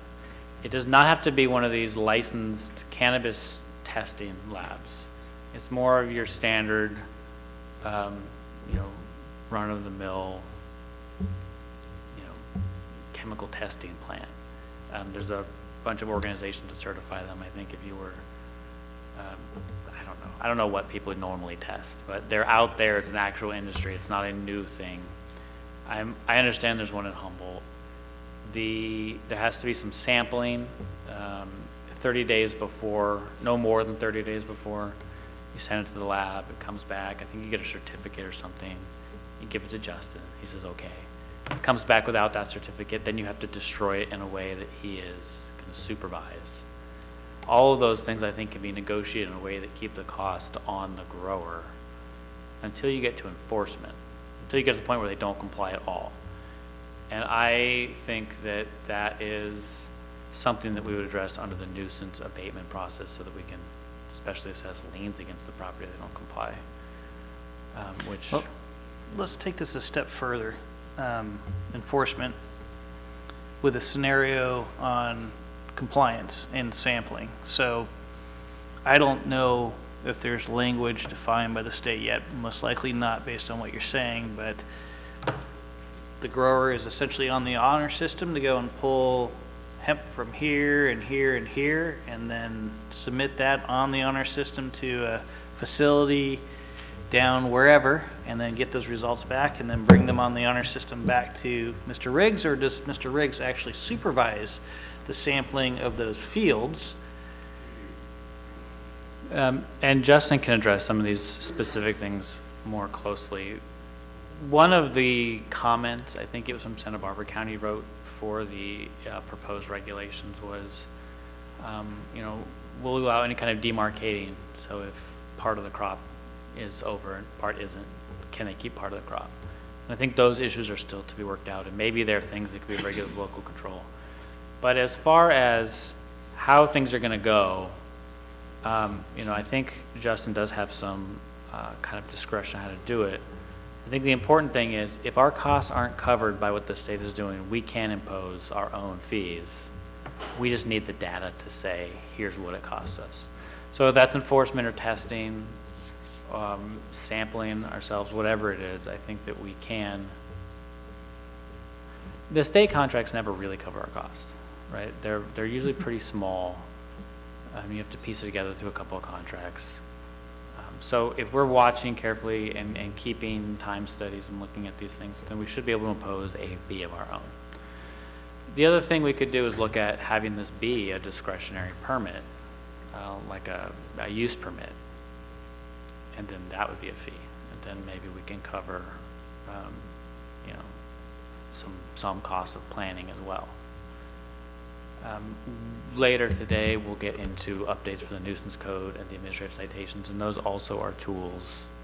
In addition to losing your crop and paying for the destruction, you know, the time you're out of compliance, the cost of the county can be lien, things like that. So we're not without options, but we also, I think it's a little unclear what exactly it's going to look like. Supervisor? Yes, so I guess I'm just a little bit confused. If we do if you do a random sampling of a crop, of a grow area, and it tests too high of a THC level, you're unsure on whether we can destroy that whole crop, or? I think we can destroy the whole Okay. crop. I think the question is, must we destroy the whole crop? Or can we leave the parts that aren't? That was a question brought up by Santa Barbara, which may have been for the purpose of being curmudgeonly about the regs. I don't know if that's a serious problem that we would have. If part of your crop is tainted or over that THC level, I think what's clearest is your crop can be completely destroyed. Okay. And I think my understanding is what's unclear is who's going to destroy it, who's going to supervise it, who's going to pay for it, whose responsibilities, where those are the things that need to have been muddy. The and we're trying to figure out. regulations are, I think, a little bit poorly written, where it says that they shall be destroyed according to or under the supervision or something of the agriculture. And then the next section talks about a destruction plan that the grower is supposed to come up with, like an approved destruction plan. So if they have this plan, say, here's how I'm going to destroy it, and then you say, okay, that's great, go do it, they destroy it, and then it says you inspect. So if that whole process really does work, it could be as simple as looking at a quick plan, okay, and then we'll send somebody out there to look, and the fees might not be that high, and it might all work fine. A lot of it does, though, I think, anticipate people behaving more like established agricultural operations and not like black market cannabis growers that we're worried about. There's more of a kind of on your honor, willing to be regulated, we want to do it right kind of mentality. Right, thanks. Any public comment or anything you want to add, Justin?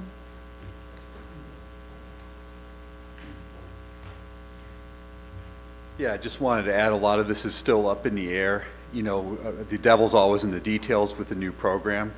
And this is really something that we haven't seen in the agricultural commissioner system in decades. We're watching a whole new program unfold right before our eyes. So it'd be kind of interested to see how it plays out. It's kind of hard to project what our time burdens are going to be. It depends on the growers. It depends, say, the sampling protocol hasn't even been written yet. So once it is, we'll attend trainings, whether that's a webinar in person, and learn how to carry out the proper science of this new program.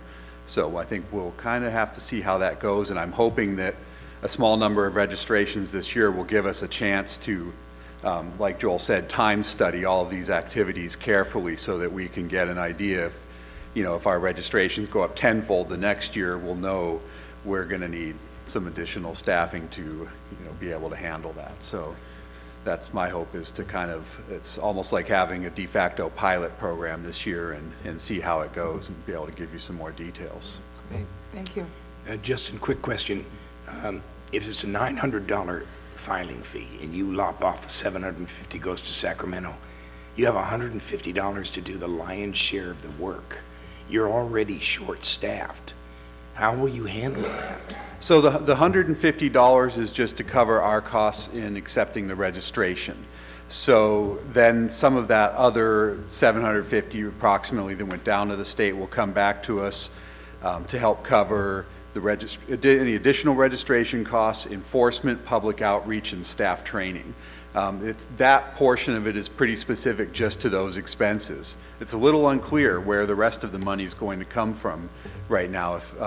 I'm guessing we'll probably have to look at some serious user fees to cover that, unless the state's going to pull money from some other sources to help subsidize it. Presumably also, this activity will be, we can get partial reimbursement out of the unclaimed gas tax. That's our second largest source of revenue for our department, for any costs that aren't covered. But again, that's only a partial reimbursement, so you start stacking up too many partial reimbursements and that runs into a problem. Thank you. Thank you, Justin.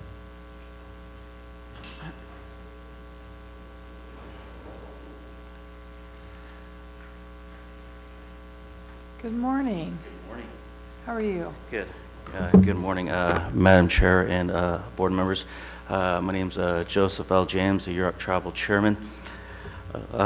Regarding the 2018 Farm Bill, the Yurok Tribe has been very active in the research of this information with the passing of it in December of 2018. Before that, there was also a research and development of 2014 hemp. So we're definitely engaged, as the presentation mentioned there before. And so for us, as we've been doing our due diligence and of making sure our values as environmental stewards are in place, so we are moving forward with doing two projects, an extraction project and also producing feminized hemp seeds to process to provide across the United States. As it's written in the federal regs, states are tribes, and so we are taking advantage of that. We have already submitted our USDA plan to the Department of Agriculture. We anticipated the plans. The regs haven't been approved. That's correct. From what we're hearing on the ground, they're probably going to be approved probably late fall of this year. And what our approach was to, after doing our 6 months of due diligence, we wanted to be on the front end of this 5-year bill. Again, it's a 5-year bill. Once the regs drop, our vision is to be right there in the cutting edge in the front of it. We're one of 7 tribes in the United States that have submitted our plan. I think maybe a handful of states that have already submitted their plan too. And so, yeah, I just wanted to inform you. I believe in transparency. And so we wanted to inform the board that that's what we're looking at, is 2 pilot projects, one in Delaware and one in Humboldt County. Great, thank you very much. Yep. Thank you. Question for Joe, if I may. Sure. Madam Chair. Is this going to be on trust land? Correct. We have one trust in Delaware County, and we're still looking at the other one in Humboldt County. Chairman James, talk to me a little bit about the commercial viability of this product. You mentioned creation of seeds would be one of those functions of this process. What's the economic kickback for you? Where is the incentive here? Well, the incentive is the tribes are written directly into the federal regulations equivalent to the state. I've had a brief discussion with California Attorney General. I think there's a good economic opportunity of what we see there. So we see as a good economic opportunity. We don't consider ourselves large-scale growers. We've kind of written that off for us. Again, we base it off our values, our missions that we have in place, and advocates that we've been up to this point. So we're looking at producing seeds that sell across the United States. Hemp is nothing new. You've already looking at people trying to get into CBDs at Walmart. You mentioned Amazon. Amazon is already selling CBD products online. It's a good percentage of their profits. So I think to answer your question, there's a good opportunity. It's written in the regs for tribal governments to directly work with the federal government, and we're taking full advantage of that. So you see this as a possibility, jobs opportunities? Jobs opportunities. I think the gentleman mentioned not millions, billions, and we're not saying we're going to be that, but anytime there's an economic opportunity against 5-year problem, we're not going to be on the sidelines and watch it go by. We're looking to engaged and to jump into it with, so we passed an ordinance already. We did town halls with our community. We actually have a live stream on the Yurok Tribe's webpage. I think we did it maybe a couple months ago or a month ago. Feel free to look at that. But yeah. Thank you. Thank you. Chairman, Yes. before you leave, two things. Does your ordinance address the THC levels similar to what the California regs at the 0.3? Correct. What we did is kept our ordinance, the requirements, what's required. So we kept our ordinance simple, and then it's the meat of it is going to be in the policies regarding the oversight, the fees, and all that stuff. There's going to be a hemp commissioner that's required and a hemp board. It's going to be heavily regulated, which is great. You know, I wouldn't want anything less. It's very equivalent to our gaming, that regulatory. You're going to have people there checking on it, in compliance. If you're out of compliance, you know, you're going to get fined or you're going to lose your business. And I like the heavy regulatory from where we come from, of protecting environmental stewards, and I'll go back to that. But again, we've been on the trail for about 6 months now, and when the regs drop this fall, our anticipating is we're ready for business. Okay. And then the follow-up question, and this is, I don't have a lot of knowledge on hemp or marijuana for that matter, other than some brief education. To grow a seed, do you basically have to let the plant flower to get to that point? That is correct. We did a lot of educating the difference between marijuana and hemp. They are both cannabis, but marijuana is not hemp. So I think the threshold is the 0.3, and that's the, as you mentioned, it's federally approved now, and so that's what we're looking to get into. Okay, thank you. So, but yeah, I just want to inform the board. Thank you. Appreciate it. Thank you. Any other public comment?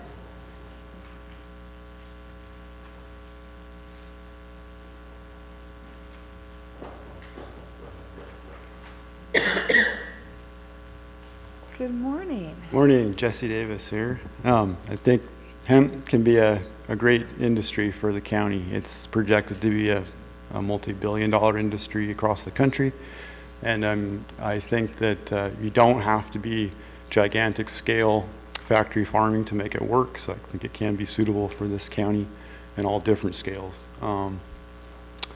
There's a hemp advisory board at the state level, works at Sacramento, and they're going to continue to develop regulations this year, and supplying CDFA and Justin's department with more clarification on things. They've been kind of on the sidelines. They haven't had any meetings this year so far, which is curious to me, but hopefully they'll pick it back up and get moving, so that we will have a little bit more direction to go with, I think, by the end of the year, to create something more clear for next year. And then also working on a county-specific fee is a good idea. It makes sense. It's not clear whether or not the registration fee will be enough, and exactly who pays for testing and those kinds of things. But a lot of those questions, I think, will be answered by the end of the year by the Hemp Advisory Board in Sacramento. Thanks. Thank you, Jesse.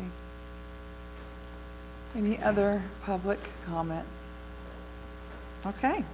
Thank you very much for coming, Joel, and educating us. Madam Moving on. Chair, Yes.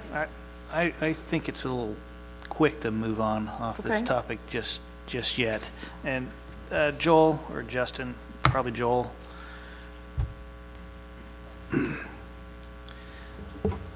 Explore with me zoning on a now federal state agricultural product. So this plant hemp could specifically be now grown in land zoned for ag production, correct? Right, as a principally permitted use, yeah. Inside and outside of the coastal zone right now. Inside and outside. So there's basically anywhere that there's ag zone land, it can be grown. What about TPZ? I don't believe TPZ. I think that PO may have some uses that are consistent. I don't think PO specifically says agriculture, but it might say agricultural grazing. Fruit stands.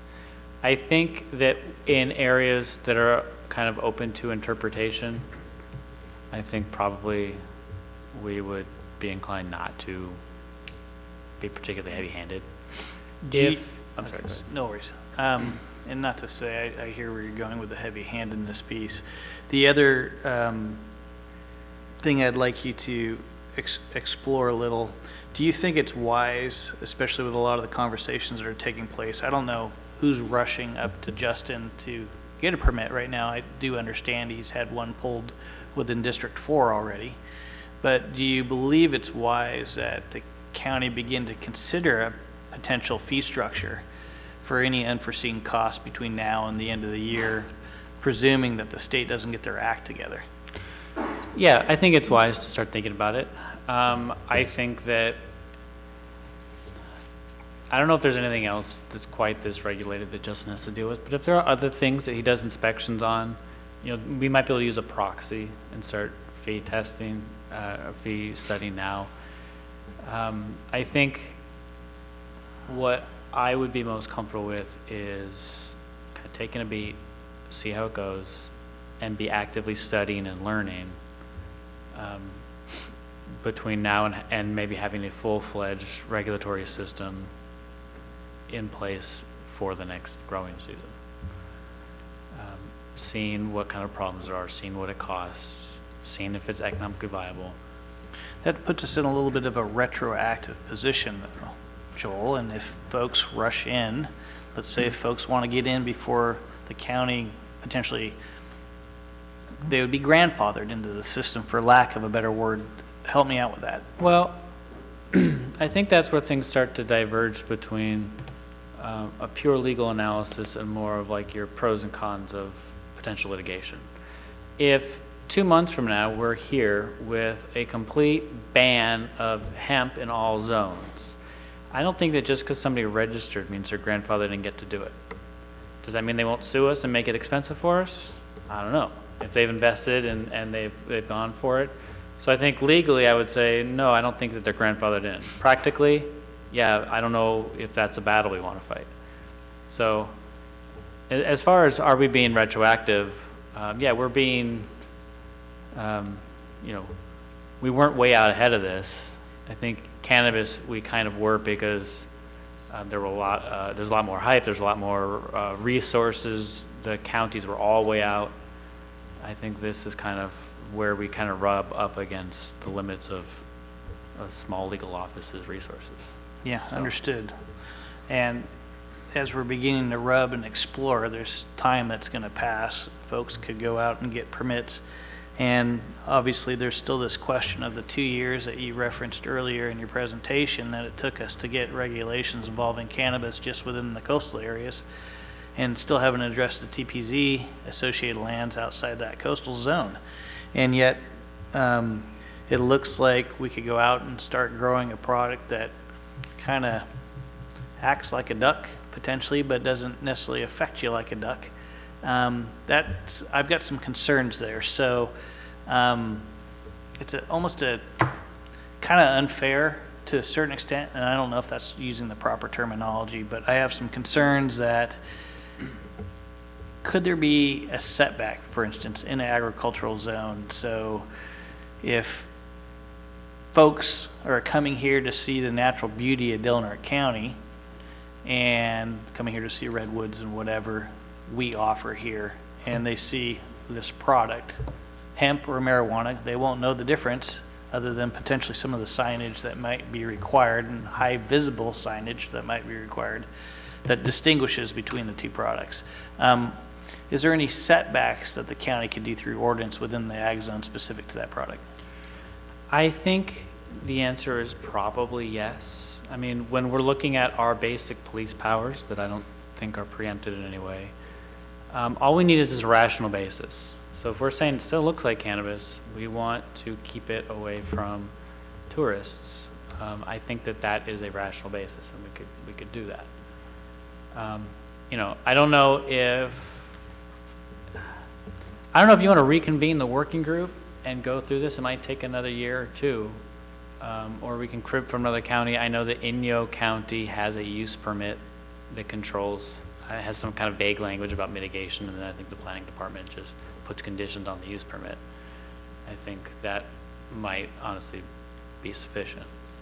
Yeah. But this is all, I guess my biggest concern here, and it's something that Mr. Davis brought up, and I want to make sure that I'm clear on this. I don't want to, if there's a burgeoning $2 billion plus industry that has been recognized by a few folks in the audience, I don't want Del Norte County to be last to the boat either for economic development opportunities, no matter what crop it is. But at the same time, giving us that little bit of edge that might be needed during this uncertain time is difficult for me to stomach when there could be things the board could do for visual impacts on a product that does bear a lot of similarities to commercial cannabis. So I want to make sure that we approach this fairly. Those are definitely things that we can explore. Nobody's applied for a cannabis cultivation permit.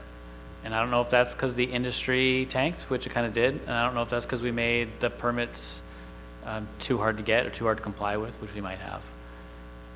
And so I think those kind of policy issues of how much are we promoting or protecting an industry versus how much are we kind of defending against impacts, those are hard to do at a pure legal level.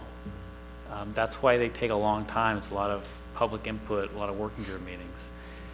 If the board has like real clear ideas about where they want to go, we can do it a lot faster. You want to just say, give me a setback and let's do it. And we can probably try to put that together pretty fast. If it's, try to predict where the market is going and how we can protect it and protect, olfactory impacts at the same time. That might be a little more guesswork, a little more time. All of which, while it's all interesting, it's all also not the only thing on anybody's plate. So the clearer the direction and the clearer the board can kind of say, this is important, this is what we want to do, the more we know what to go back with. If that makes sense. Joel, I heard you say in your first presentation that this is a federally approved product, a hemp product. So the same obstacles that prevented the marketing of the marijuana/cannabis product don't exist here with hemp. Is that correct? That's correct. There shouldn't be any banking problems. There's not interstate commerce problems. There won't be problems with any kind of fear of criminal enforcement. There is still some prohibitions on people who, if they've had convictions for like racketeering or illegal cannabis cultivation, they are like not eligible for a while. But otherwise, yeah, I think the things that keep cannabis in the black market have been removed from hemp. So you should. I don't know, but to speculate that this made it into the Farm Bill, I'm thinking an awful lot of established and reputable farmers are interested. I think that's probably a fair conclusion. Anything else, gentlemen? Any questions for Joel? Have your questions been answered? Yeah, Do you wanna- my questions have definitely been answered. I think staff's done a great job at filling us in on some of my concerns that I shared during the Natural Resources Goals Committee. Obviously, from the lack of discussion amongst the board, there doesn't seem to be a lot of willingness to have any further conversation about it. Just let this potentially take its own course, and maybe the board weighs in next year, January 2020, with potential parameters if something comes up. But if the board's not willing at this point to take any direction at this time for whatever reason each individual supervisor has, I don't see the point of pushing it any further from the discussions that we had at the Natural Resources Goals Committee or this presentation today. Well, we can keep having conversations at the Natural Resource Goal Committee if that's a easy place to do more continuous updates, and if an ordinance emerges out of that, we can use that as the working group instead of a full Right. working group. I heard from you that, you, and correct me if I'm wrong, the growing season has started, correct? Two registrations have been pulled, correct? I don't see any others, and I could be completely wrong, being pulled, but our season in my head right now, from what I've heard today and before, is those will go forward. And then you would like to see, how that works out so we know what our costs are. So that if we do need to make adjustments at that time and or more fees, I think that's what's in my head. I think I feel comfortable with what Joel's saying, knowing that there's only two out there and we're not really sure. We don't know what the costs are. I'm comfortable with our staff figuring that out. You know, what do we need to go forward? And until we go through the process, we're not really sure.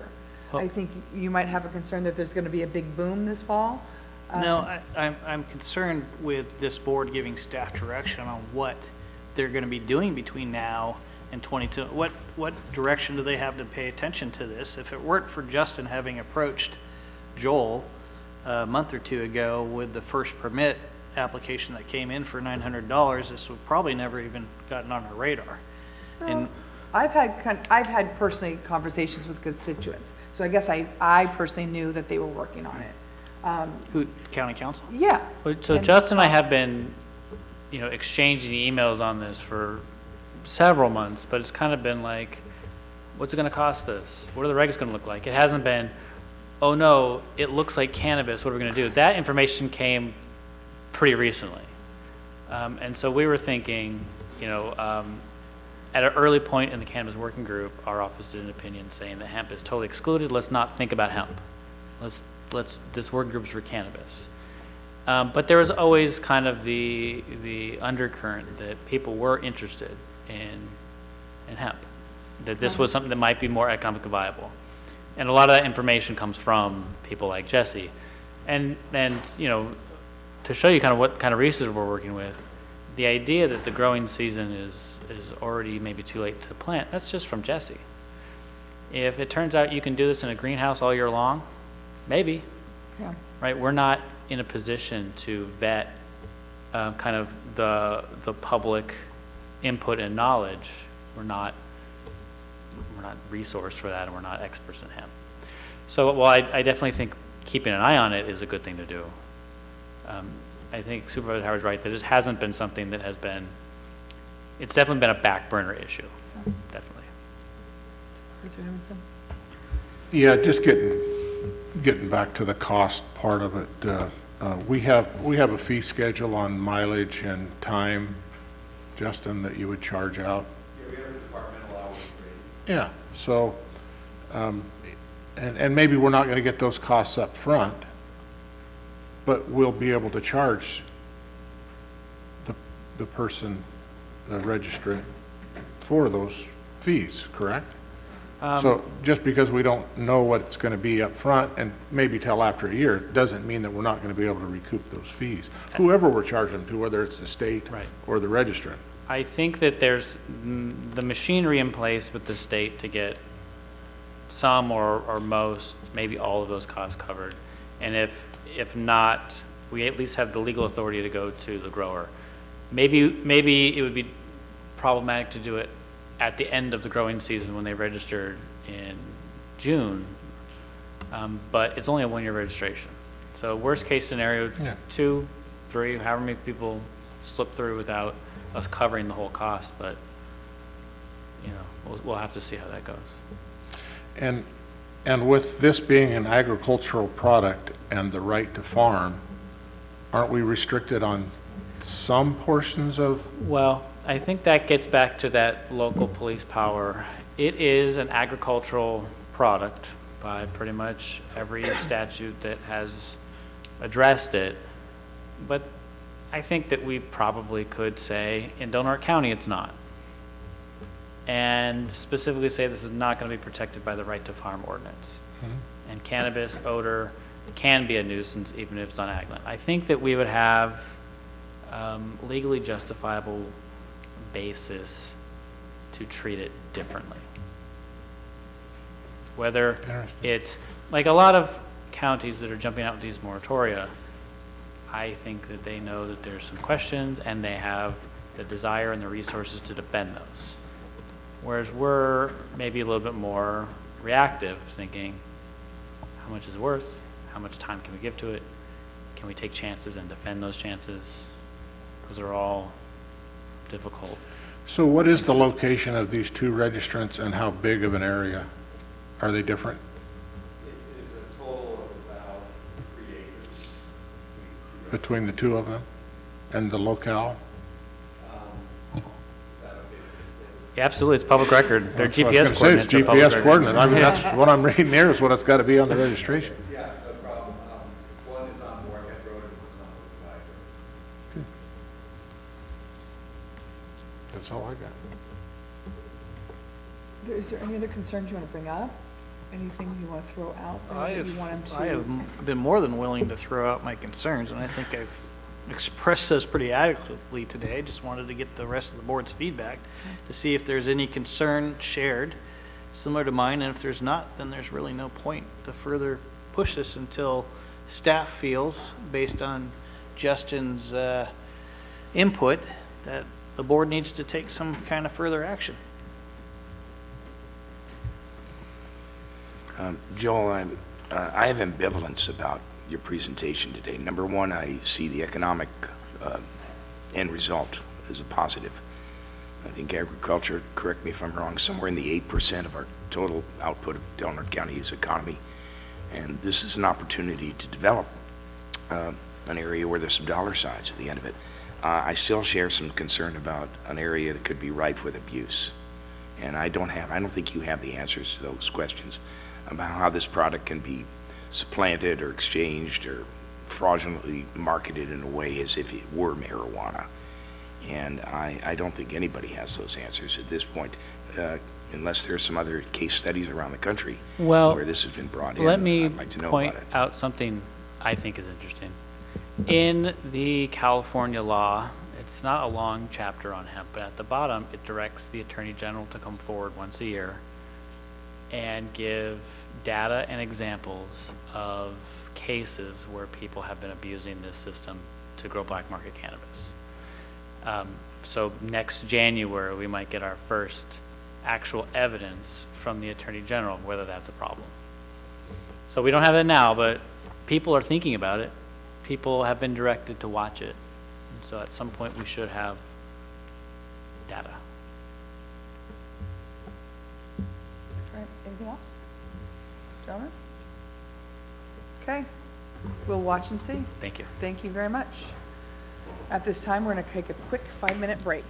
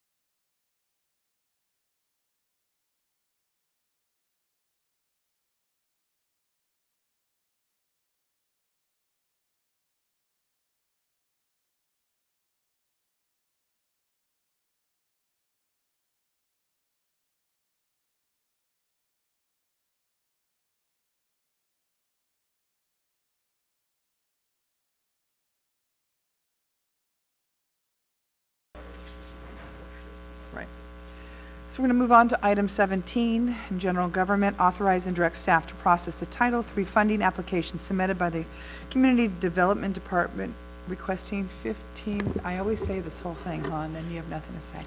Heidi, I'll leave it up to you. Okay, good afternoon.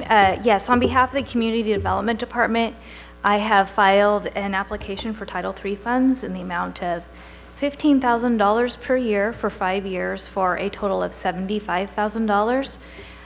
If approved by your board or to allow us to move forward, those funds would be used to help offset the payroll, salaries and benefits for the planning position, and would be used to provide natural resource planning services, which we already do. This would just be a way to help offset those costs with funds that are available for that purpose to us. So if you approve the application today or give us the go-ahead, we will then post a public hearing notice in the local newspaper. There'll be a 45-day comment period, and then at the end of that comment period, we would return to the Board of Supervisors for your final determination. I'd move to authorize and direct staff, Madam Chair. Thank you. I have a motion and a second. Any public comment on item number 17? Seeing none, Tony? Yes. Yes. Yes. Yes. Yes, thank you. Item number 18, consider and approve the 2019-2020 fiscal year Border Coast Regional Airport. Good afternoon, Randy. Good to see you. Good afternoon. Good to see you guys as well. So it is my pleasure to be before the board today regarding the fiscal year 1920 budget. The budget was adopted by the Airport Authority Commission at the meeting 2 weeks ago. Under the Airport Authority JPA agreement, the Airport Authority actually has to have its budget approved by any member that contributes to the JPA. And under the JPA formation agreement, the county is the only obligated member that contributes to the JPA, so that's why I'm before you as the Board of Supervisors today. Once the budget is approved, the budget would then be transmitted to the auditor's office and would go into effect, obviously, authorize spending and expenses after the new fiscal year begins on July 1st. The budget as adopted by the Airport Authority is essentially a balanced budget, which we're very pleased with. It's due in large part to increases in revenue and modest spending. I say it's essentially a balanced budget because there is $100,000 budgeted under the department allotment line, and that has to do with the 5% match on the AIP funds that we're going to be submitting, or we have already submitted applications for this upcoming fiscal year. The new AIP projects, there's 3 applications. They total about $2.1 million. So the 5% match, again, we budgeted about $100,000 under the department allotment. That's really a placeholder. I don't expect that we're actually going to need to spend that department allotment. It's basically just to show the FAA in good faith that we can provide that match if we have to. But in reality, the 5% match is going to be made through administrative time expended on the projects. With the new terminal now having been constructed, obviously this had a big ripple effect on our financial position as an airport authority, and that created some challenges in putting this budget together. But I think it's a very good budget. I think it's a very accurate budget with what it forecasts. One of the actions that I took when I moved into the director position was to, I think, potentially modernize some of our administrative functions. And part of that was digitizing and taking all of our commercial lease agreements, which there's surprisingly a large number of, and putting that into a database. And so from that database, we're able to look at projected revenues over the course of the upcoming year. And with the new lease agreements that we put into effect after the terminal was constructed, with the kind of the reshuffling of our tenants and bringing new people in, I think that the accuracy of that system is probably as good as we could hope for at this point, and we'll just see where we're at next year. I know that there's been a lot of discussion already this morning, so I don't want to belabor the budget too much. But if there's any specific questions, I'm certainly available to answer those. I do see the Airport Authority as a true public-private partnership, and I think a lot of the activities that we've done out there with the enhancement of the RSA project, the new terminal, obviously bode very good things for the airport. Some of these things have already been borne out. It was already mentioned by Chair Cowan early this morning that we do have the additional 4 midday flights from the airline. That's in addition to their 7 to 8 week service to and from the Bay Area. Those additional flights are unsubsidized, so I think that really says a lot in terms of what prospects the airline feels like we have here in Crescent City. Some of the other reshuffling that we've done at the airport that's, I think, been, again, bodes very well for where we're headed. We actually have food at the airport now. As of last week, that's something that we've heard the passengers really clamoring for pretty vociferously. And so we were able to execute a new concession agreement with a food vendor that actually coincides with that midday commercial service on those 4 days a week. So we're very pleased with that. FedEx and Calor have both actually, because of the success of their businesses at the airport, outgrown the spaces that they've been operating in. And so with the old terminal and the TSA screening trailer now being vacated, those spaces are now available. So again, speaking to the public-private partnership, this is something that we're able to accommodate as an airport to provide for those commercial activities. And so I'll just close with saying that we're very appreciative of the support and the trust that the county has placed in the airport authority to manage the county's 3 public use airports. And if there's any specific questions relating to the budget, I'm certainly available to answer those. Okay. Any questions, John? Supervisor Howard? Yeah, Randy, as you're aware, we discussed shortly after one of my last contract flights some of the concerns with the pilots to potentially looking to install very high intensity LED lights in one of our approaches that could help reduce this distance or close that distance that would allow planes to land in variable weather conditions, especially fog. Have you explored that any further and what it would take to do that? I have. I think specifically the area that we're talking about is runway 12, which is our instrument landing system approach. And the question is really, the LED is a pretty common technology nowadays in many commercial and residential applications. But airports being administered by the federal government, things tend to run a little bit slower with the level of bureaucracy. And LED technology is a high-intensity component of an approach landing system, is not yet approved by the FAA. Even though that was a great question, this is about the budget. Can we kind of Well, keep our questions? it's specific to the budget because how much would it cost if the airport authority would add it to the budget? That's kind of where I was heading with that. Okay. But go ahead. So again, the approach light system is actually administered by the FAA. So there's a system of navigation aids that we as the airport authority own and operate. The approach landing system and the ILS and all of the navigational systems, the advanced nav systems are FAA systems. Sorry. That cost would be borne by the FAA. That's correct. If it were to be approved. Yes, that's correct. Okay. Thank you. Yep. Randy, we spoke the day before yesterday with regard to, and I want to say, first of all, you're doing an superbly admirable job since your transition from county planning to this position, and I recognize that, and thank you, sir. Thank you. But we've talked about an area that's concerned me, though I absolutely believe this terminal is a great economic boon to our county. It's this loan, which is set up and takes $95,000 a year out of our general fund. And your agency has no ability to pay anything back for the foreseeable future.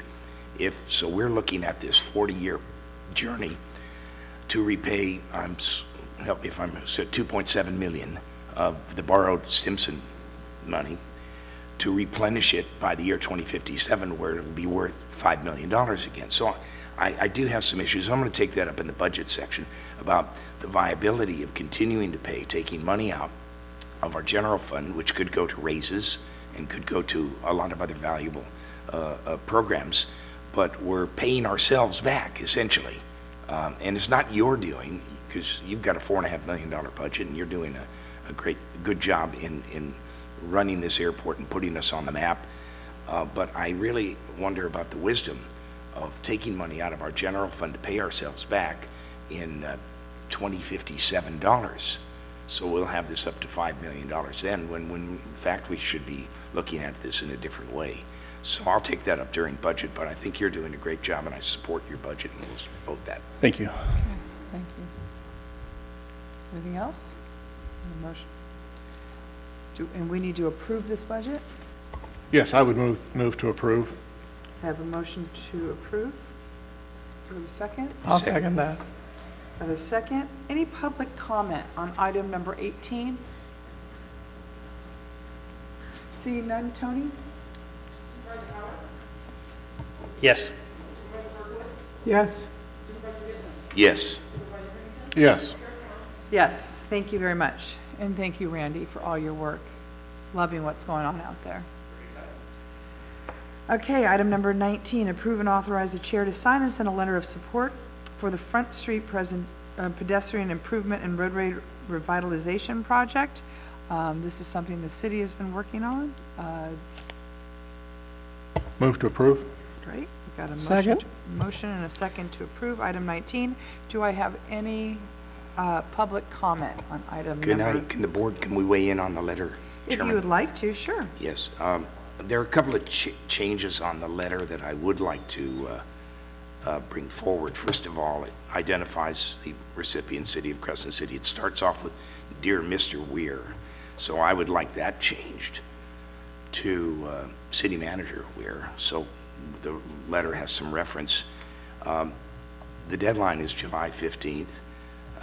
This is a $13 million presentation. I would like to suggest in the motion that we have 5 wet signatures on this motion to approve this letter, and that all the supervisors sign it.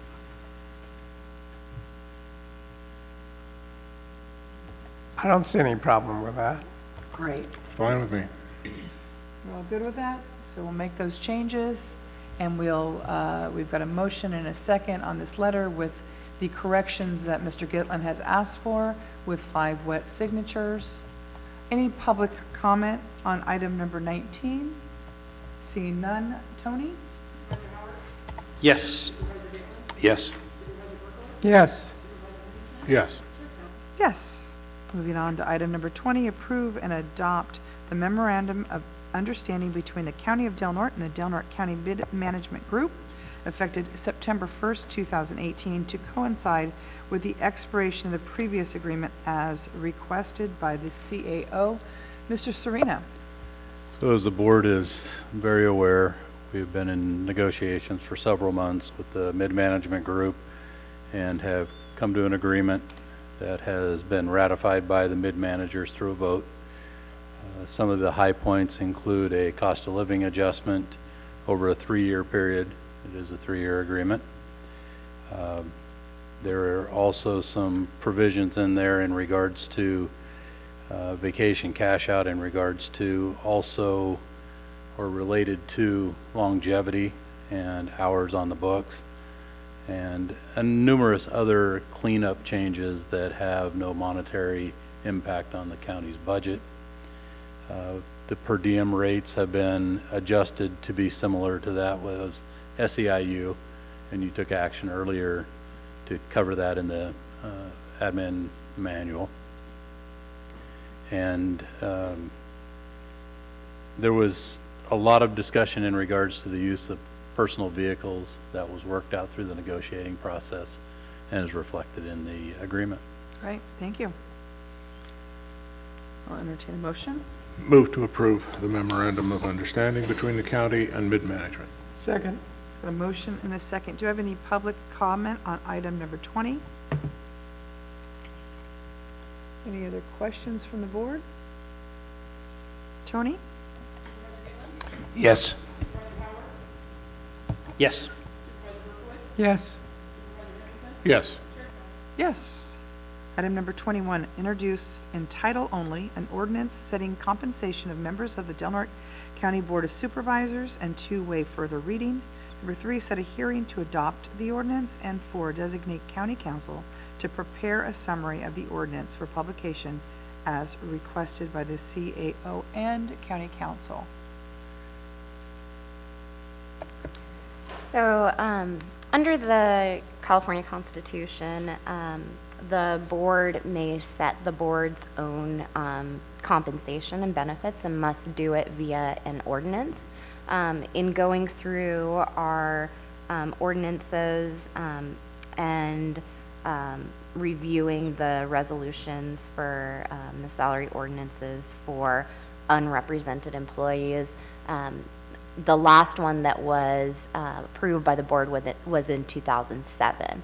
So we need to have an updated ordinance to codify what has already been happening. So this does not reflect a change. It doesn't reflect a change in a COLA. It doesn't reflect a change in compensation. The one thing that has been updated is through all of the resolutions that have changed in the past. There were some wording changes that ended up affecting the appointed department heads, the confidential employees, the assistants, and not the electeds or the elected officials. And that has to do with the life insurance, the wording on the life insurance section. It's not expected, so that is a change. It would be a greater life insurance benefit. And that is because it would be consistent with what we're proposing for the electeds, which just any other interpretation really doesn't make sense, because then it would give either confidentials in, for example, say the auditor's department or their assistant a greater life insurance benefit than it would give them. In terms of benefits, the board is not allowed to have benefits that are greater than the greatest benefits provided to any county employee group. So this is mostly a cleanup of what was already there. If the board wishes to consider a COLA for itself or any change in compensation structure, you would bring that at a future meeting with another ordinance. This is subject to referendum. Thank you. Any questions, John? Yeah, I guess not necessarily a question, but to Liz's last point, and last time this was addressed being 2007, I think this board and the discussion of the board in front of the public about a COLA or some kind of cost of living is long overdue. I think it might be time that we direct staff to take a look and possibly do a study that looks at surrounding areas, if that's the appropriate methodology, and bring that back to the board and the community to have a report to us to see if we're overdue for something like that as representative supervisors at our various districts. You guys all in favor of that? Just directing staff to do a review of surrounding areas just for COLAs? For COLAs only, or compensation, base compensation also? And base compensation. COLAs and base. Is that good direction? Clear for those two, yeah. Thank you. And at this time, I'd motion to approve item number 21, Madam Chair. Thank you. I have a motion. Do I have a second? Second. Motion and a second. Any public comment on item number 21? Seeing none, Tony, could you, 21.1. Why is that? It's just 21. I know, what did you? Who did the Yes. agenda? Yes. Yes. Yes. Yes. Okay, item number 22.1. Why did you do that? I'm gonna blame you for it. Oh, I see what you did. Okay, gotcha. Introduced by title only, an ordinance repealing and replacing the Del Norte County Public Nuisance Ordinance. 2, waive further reading. 3, set a hearing to adopt the ordinance on July 9th, 2019. And 4, designate county council to prepare a summary of the ordinance for publication as requested by the CDD Department, or Community Development Department, and County Council. Hi, Joel.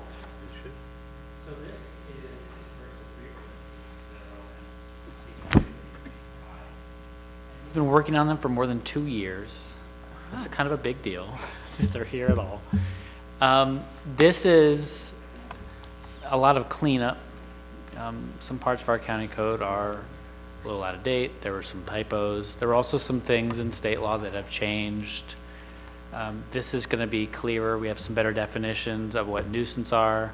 We moved public nuisance dogs out of the animal code and into the nuisance code, so it's clear how enforcement and cost collection will happen. And we added some hearing procedures to formalize people's rights and some notice things. A lot of it is not groundbreaking. It's just kind of a cleaner, better, hopefully easier to use ordinance. So if there's any questions. Can we include all these ordinances that you're talking about here in one motion? They're just cleanup language for all these? Or No, I think we should do them independently. Okay. Justin will talk about the animal code. That one is fairly substantial. Okay. And the administrative citations I want to talk a little bit about because they're interesting and they're fun. So I'd ask. Okay, so I'll entertain a motion. Motion to approve 22.1. Second. It's 20, okay. I got a motion and a second. Any public comment? 2.1, 22. Any public comment? Seeing none. Tony? Yes. Yes. Yes. Yes.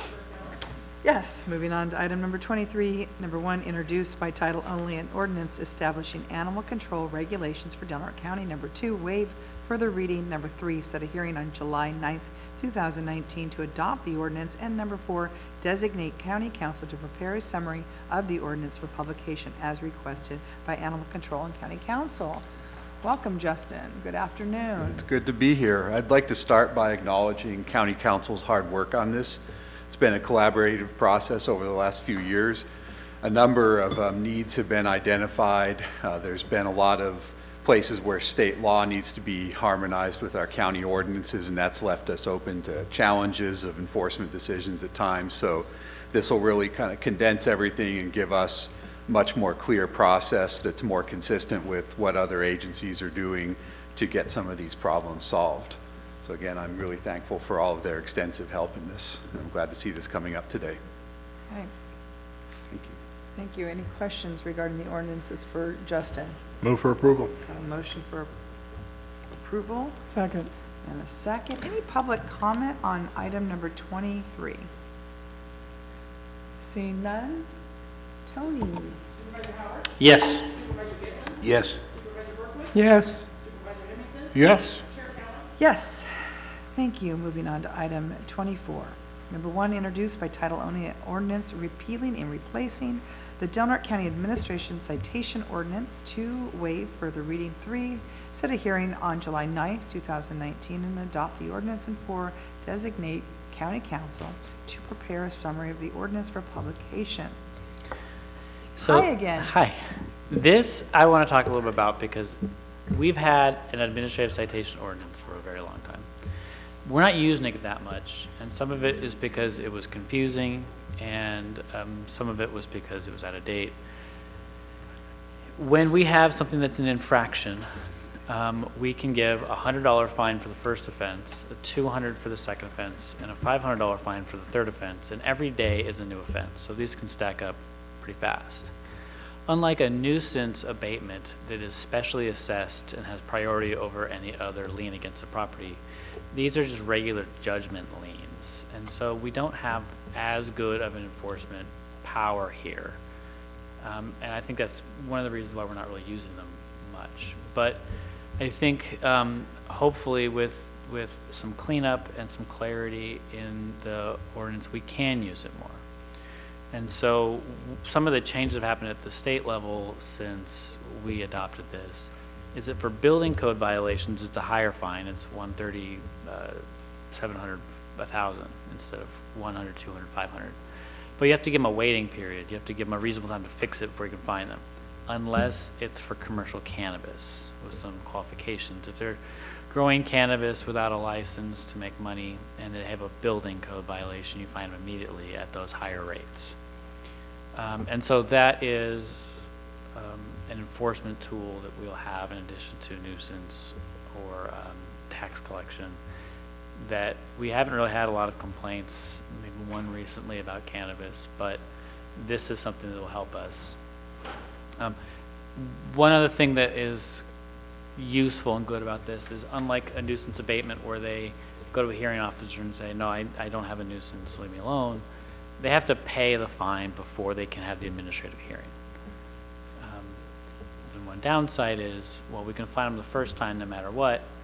The second is subject to a hardship waiver. So if they don't have any money and they can prove it, we have to give them a reduced or waive that fee.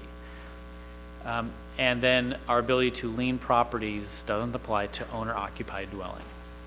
So if we're talking about somebody has a violation in a home and they don't have the money to fix it, you know, we can't do much about it. And even if it was a long period of time and lots of fines, we couldn't really lien the house anyway. But this would give us good enforcement powers against commercial properties, agricultural properties, or even like a renter, hold landlords accountable for tenants. So these are some tools. They're not like groundbreaking tools. I do think they have the potential to raise some revenue. I do think that if they're easier to use and can be systematized a little bit more, hopefully they do result in a little bit better code enforcement. And we expanded, it was always anybody who was designated delegated enforcement authority could use it. We spelled it out, including but not limited to code enforcement, animal control, building inspection. The parks, Alan can use it to chase squatters out of the parks. We are hopefully creating a more of a routine system that all departments can use for enforcement. So, Excellent, good job. Thank you. Any questions, gentlemen? No, long time coming. Okay. I'll take a motion. Move for approval. Second. I got a motion and a second. Any public comment on item number 24? Seeing none. Tony? Yes. Yes. Yes. Yes. Yes. Okay. Introduced by title only, an ordinance to the Del Norte County Board of Supervisors amending ordinance number 2019-055 and establishing the 2019 master fee ordinance for the County of Del Norte in accordance with Government Code Section 54985 ET Sequence 2, waive further reading. 3, set a hearing to adopt the ordinance, and designate county council to prepare the summary of ordinance. Who's talking about this one? County CEO? That'd be me. So hopefully this is the last time that we bring this ordinance forward for a while, but since the adoption of the master fee ordinance in March, there have been some changes established by different departments, including in the Board of Supervisors fees in regards to public hearings and the additional costs now that are associated with having to publish for public hearings. The Community Development Department, primarily in the engineering division, there were costs associated with permitting and review of permits, but also for the use of a camera. And the Planning Department, Environmental Health, District Attorney, and Parks all had minor changes associated with fees that they wanted to bring forward. So at this point, it appears that they have provided all of the information to back up the fee that is proposed. And so today would we be introducing, and we'll come back and hopefully have a chance to adopt. Thank you. Any questions, gentlemen? Motion to approve. Motion to approve. Second. And a second. Any public comment on item number 25? Seeing none. Tony? Yes. Yes. Yes. Yes. Yes. Item 26, approve and adopt the updated resolution establishing benefits for appointed department heads as requested by the CAO and County Council. So I'll kind of talk about all of these resolutions at the same time, although we'll take them separately Okay. as they're different. Previous to this time, the there were resolutions regarding each of these unrepresented employee groups, but they were connected to either the mid-management MOU or the SEIU MOU. So they were Me Too resolutions. And this, what this does is disengage those from riding on the other. That way, those participating in the negotiations would be uninterested in the outcome of what happens during those negotiations. So the idea was to take all of the information that is in those MOUs, and rather than saying shall get the same benefit here, actually to bring that benefit language over from the MOU so that they read completely separately. That would also allow for, those particular groups to do different things if they wanted to, which they would be allowed to do anyway. They could always come forward and ask for that, but that's why it's being done all at one time. To correct something in the board report, the board reports were written prior to the insertion of COLA language. And so in the fiscal impact section, it says if the board wishes to consider future costs of living or additional benefits, fiscal analysis will need to be undertaken at that time. Because there is COLAs in all of these, and they are the same as the mid-management ones, there will be a fiscal impact to the county. And our auditor's here, not to put him on the spot, but he might be able to give a better idea of that. And they all have, they're all equal in terms of the COLAs. The language in the elected resolution is also that changed benefit for the life insurance portion. And what happened was, it looks like there was possibly a mistake in wording that gave appointed department heads, assistants, and confidential employees an increased benefit in the life insurance portion, but that was not done in the elected resolution. And it, as I was saying before, for the electeds to have their assistant have a greater life insurance benefit is probably not the intent of the board that passed that at the time. It's probably a wording issue. And so that would be a greater benefit that they would be getting. Other than that, there aren't changes in these particular ones. If those unrepresented employee groups wanted to come forward in the future and ask for different benefits or a different benefit package, they would have the ability to do so at any time. Now that's it. If you have any questions, let me know. Any questions, gentlemen? And the appointed one has an issue that Jay will talk. Jay? In the appointed resolution, there's some conflicting language that dealt with the accrual of vacation time, and it has to do with section number 7, and it indicated that previous language allowed for accrual up to 3 years, and the other one started at 5 years, leaving out the 4th year. And I would be proposing that the language be changed to allow for the accrual of up to 15 days per year from year 1 through 3, and then starting in year 4, go to the 20 days, which is reflective in the mid-management, but because of the difference in wording between the resolution and the mid-management that it previously, referred to, it left out 1 year. So this would then correct that issue. Okay. Any questions? Move for approval. Second. I got a motion and a second on the resolution on item 26 only. Any public comment? Seeing none? Tony? Yes. Yes. Yes. Yes. Yes. Moving on to item 27, approve and adopt the updated resolution establishing benefits for the unrepresented confidential classification. Move to approve. Thank you. A motion, do I have a second? Second. And any public comment? Tony? Yes. Yes. Yes. Yes. Yes. Moving on to item 28, approve and adopt the updated resolution establishing benefits for assistance department heads. Move to approve. Second. Okay, any public comment on 28?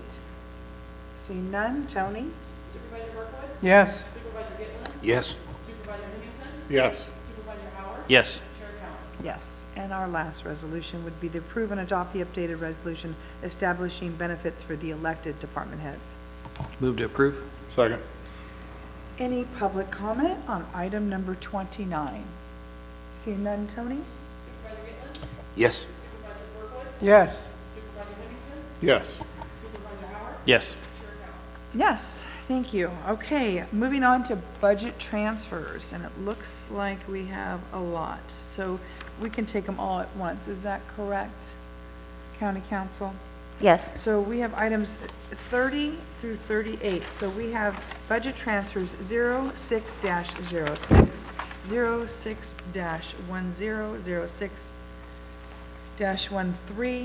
06-14, 06-16, 06-17,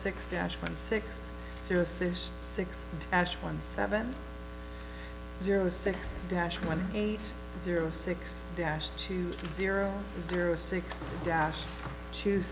I believe I've got them all. And Chair, just for your information, number 32 is a 4/5 vote. Okay, so we're going to remove 03-13 and do it separately.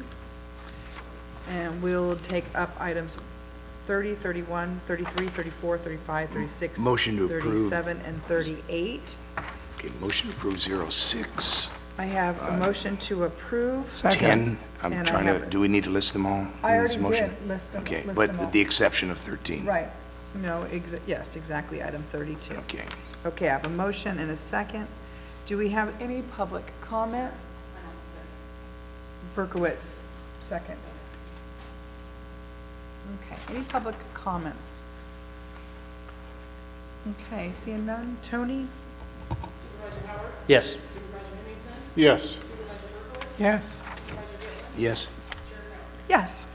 Okay, and then number 32 is approve and adopt budget transfer 06-13 in the amount of $5,000 from the general fund contingency budget to the Board of Supervisors travel budget to cover the deficit of the remaining 18-19 fiscal year. Do I have a motion? Move to approve. Second. Motion and a second. Do we have any public comment on item number 32? Seeing none. Tony? Yes. Yes. Yes. Yes. Yes, thank you. Okay, on to legislative and budget issues. On number 39, we have directing staff to submit a letter to the National Fish and Wildlife Foundation. Heidi? Good afternoon again. The county was asked by the U.S. Forest Service to consider taking on a grant application that they had filed earlier this year with the National Fish and Wildlife Service, National Fish and Wildlife Foundation for the Northern California Forest and Watershed Spring 2019 grant. The grant, as Supervisor Hemmingson commented earlier, is to implement aspects of the travel management plan. Through every effort, they thought they were going to be able to apply for it. They later learned that they could not. So they were looking to other members of the Smith River Collaborative to take on this project. And the timing ended up being fairly good for the Community Development Department. We went to the Natural Resources Goal Committee meeting, presented it, and was given a favorable recommendation to bring it to your board. If you do agree to allow us to transfer the grant application into the county's name, we would, and if the grant is awarded, it would bring approximately $329,000 into our community in order to hire a private contractor for a portion of that fund to do the work to implement the road restorations and do a bunch of work that would be environmentally preferable to the situation that they have now. Also, there would be administration money that would come to the Community Development Department, which would be very helpful to us in this upcoming fiscal year where we know that we're facing challenges. So, Any questions, gentlemen? Move to approve. A motion to Second. approve and a second. Any public comment on item number 39? Seeing none, Tony? Yes. Yes. Yes. Yes. Yes.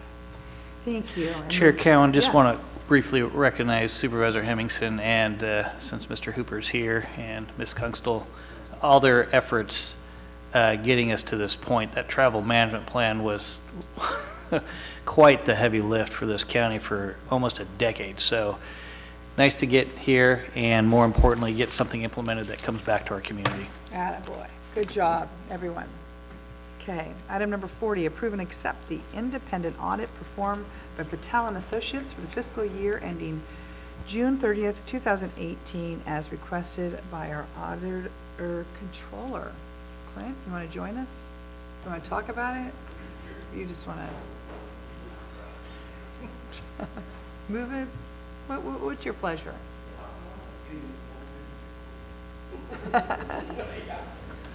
Good afternoon. Good afternoon. Thanks for joining us today. Thank you.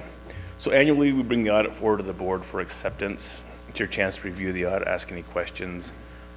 This year's audit, we came out with a clean audit with no findings. Everything looked good from independent auditors. Great. We're on the up and up and moving forward. Move for approve? Second. Got a motion and a second. Any public comment?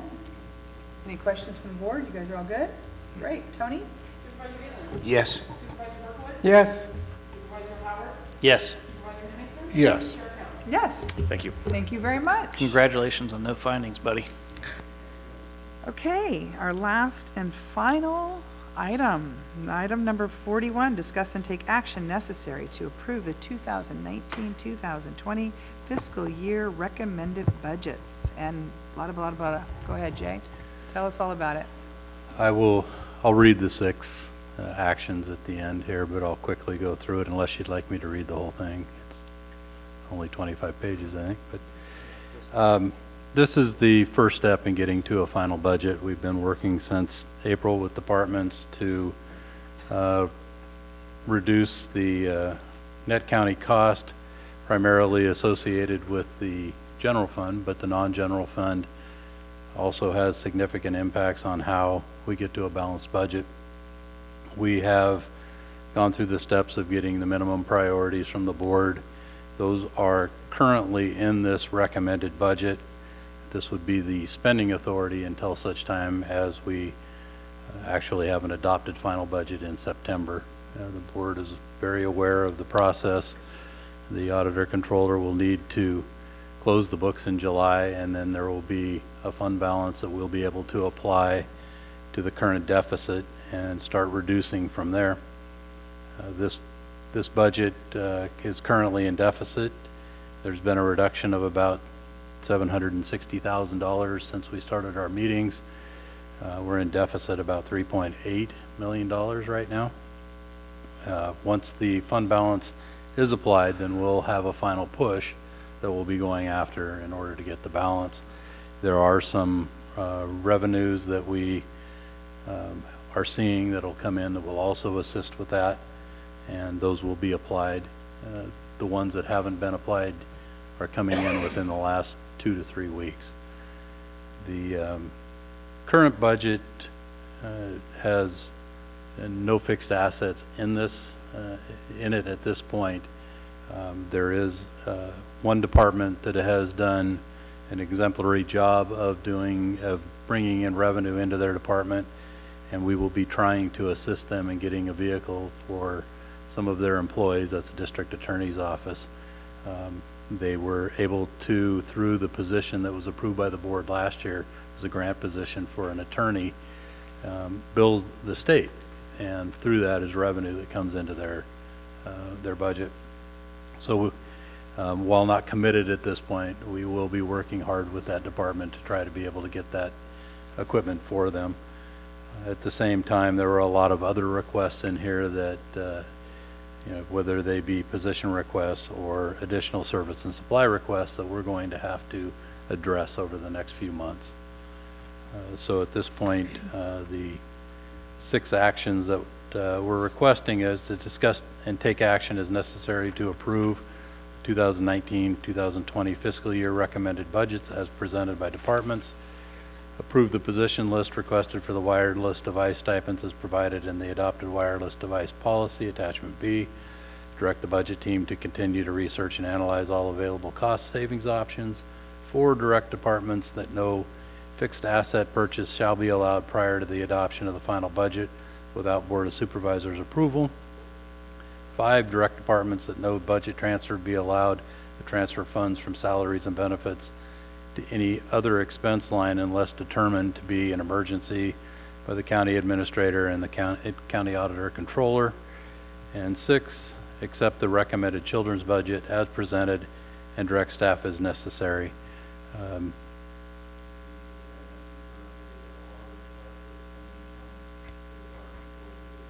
Sorry.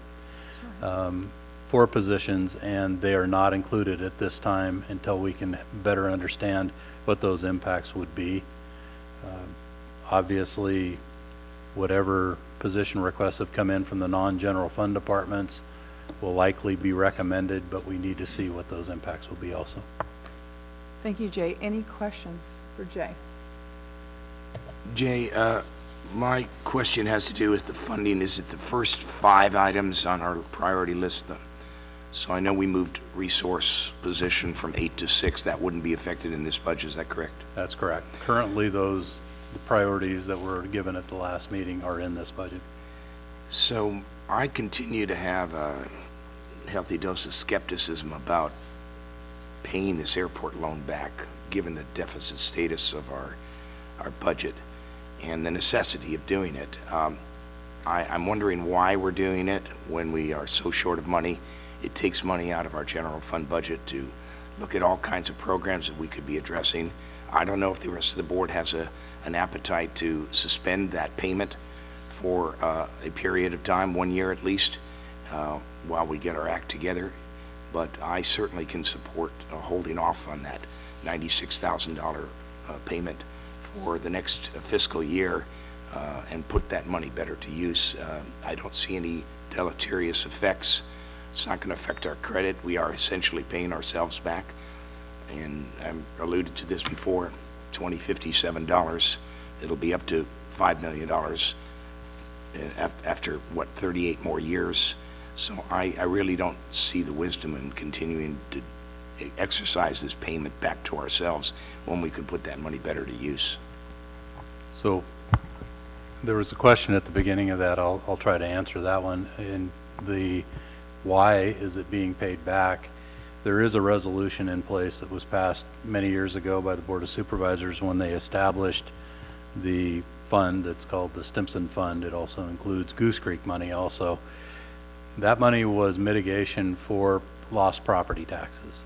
And the idea of the board at that time was that that money would continue to sit in the general fund, could be utilized for economic development, and possibly other uses as long as that fund was paid back, because there was interest that was drawn from that would essentially be offsetting some of the loss of those property taxes.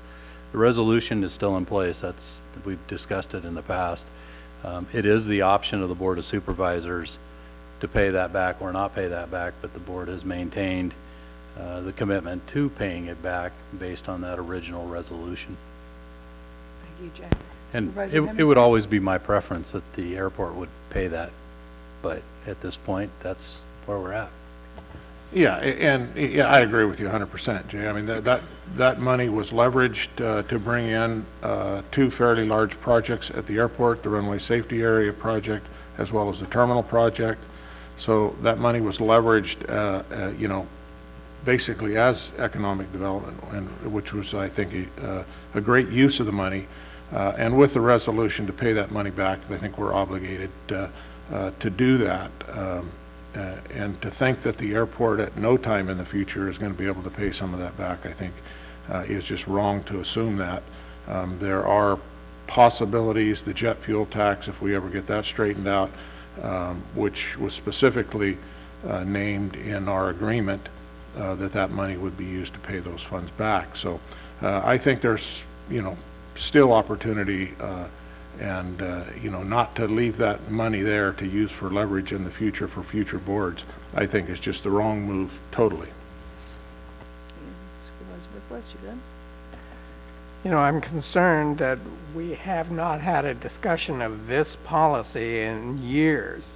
And I think the time is right for this policy decision to take place. The thing that irks me most of all is that none of these partners have come through with their prior commitments. And so we have only the Board of Supervisors carrying the water on this particular situation. I think it's worthy of a discussion, at least to discuss the policy and what changes we may want to make.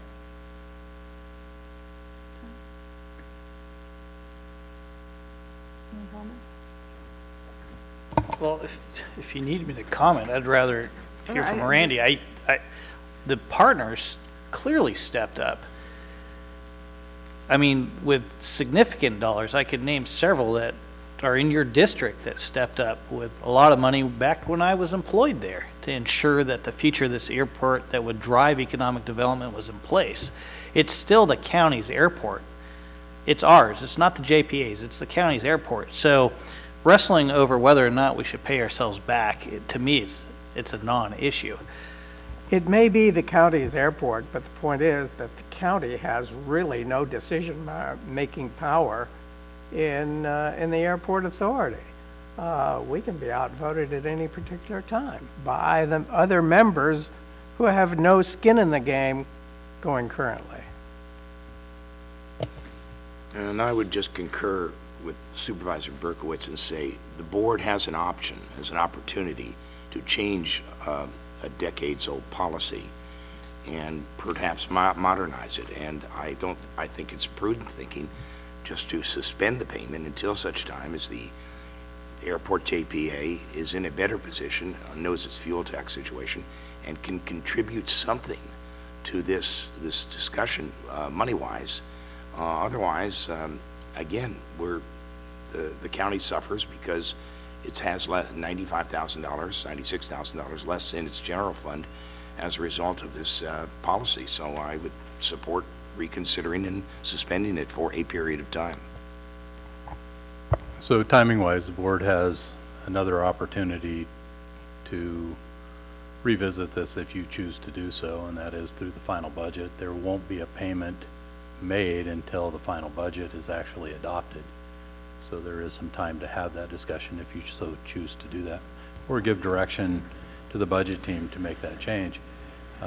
It's also possible that we could come forward and say we have a recommendation for the board for something, and at this point we're following that resolution. So as we go through this, there will be some opportunities for the board to also give direction, but we'd want to do that before the final budget hearings if there's going to be a discussion.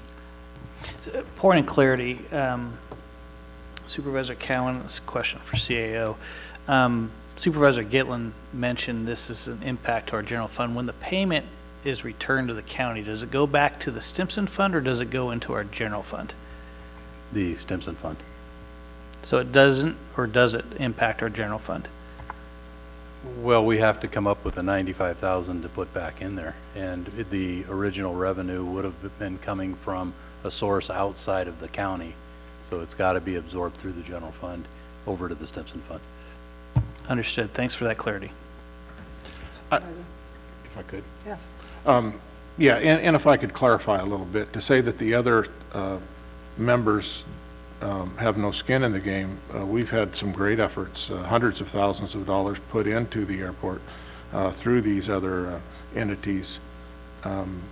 And so they do have some skin in the game, and I think they are a valuable part of the airport, since they are the utilizers and the users of the airport.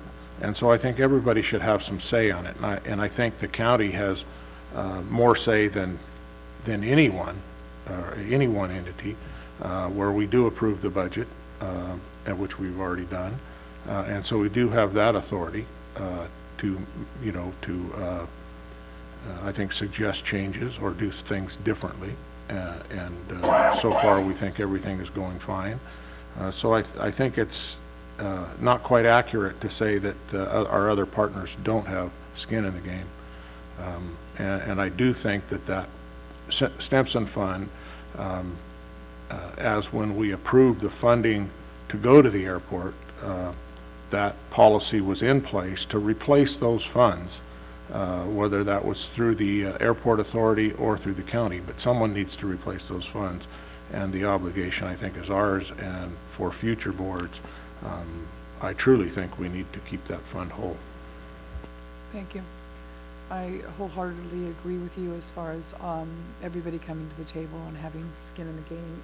Certainly it isn't equal across the board, Supervisor Berkowitz, but everybody has done what they could and done their part in it. And yeah, I wouldn't support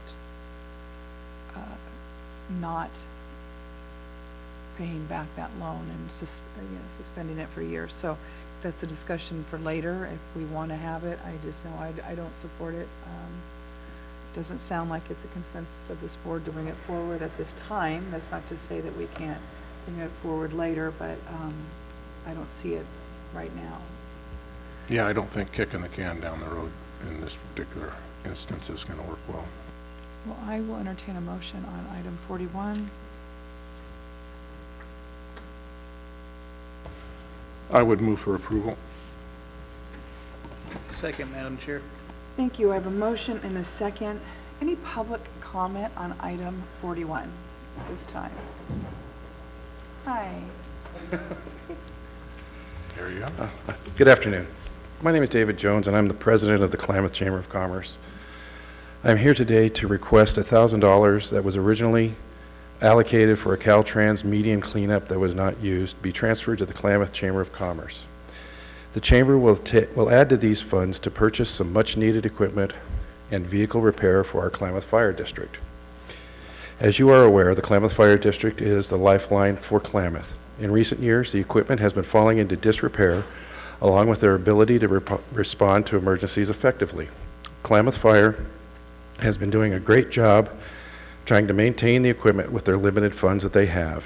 These additional funds will be used to purchase a new 3-inch water pump to replace the non-functioning water pump on one of the water tenders, and will also repair the fire pump on the fire engine that is stationed in the Glen. This engine has been out of service for more than 2 years. This repair will bring this engine back into service. This purchase and repair will greatly increase the operational readiness of Klamath Fire, and I realize that the Klamath Fire is its own entity and has a very limited funds to accomplish its mission to effectively fight fires in Klamath. These funds will help relieve some financial pressure on Klamath Fire, and with these two items, it will ensure that we have operational fire engines in all areas of Klamath, making Klamath safer and Klamath Fire better able to respond more effectively to an emergency. Thank you. Thank you. Madam Chairman, I'd like to address this issue. Sure. Thank you. Fire in Klamath is a disaster ready to happen because it's already happened several times. One of the big problems is that there's no adequate tanker that can be utilized in Klamath. We already have this money in our budget. We have $1,000 budgeted for another purpose. That money is being rolled over because that was used for the median cleanup and now is no longer necessary. So it wouldn't have a further impact on our budget, but it certainly would at least mitigate the danger of fire in Klamath, and I think that's a very important consideration. I'd like to chime in with Mr. Jones' request.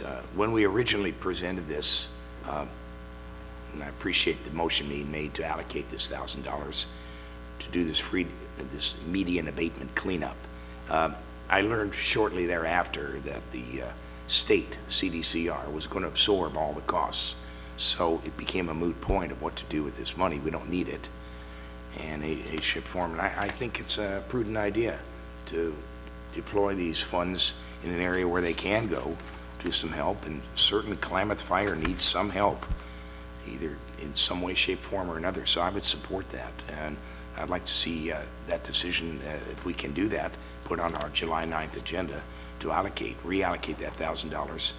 I'm not sure if it's the Klamath Chamber of Commerce or the fire district per se, which would benefit from that, but I'd like to see where would Mr. Jones, can you come up here so I can ask, where, in your vision, where do you see this $1,000 if the board approves this transfer? Where do you see it being directed? Well, what would happen is I've already discussed it with the Klamath Chamber of Commerce. We were going to add another $500 to that $1,000.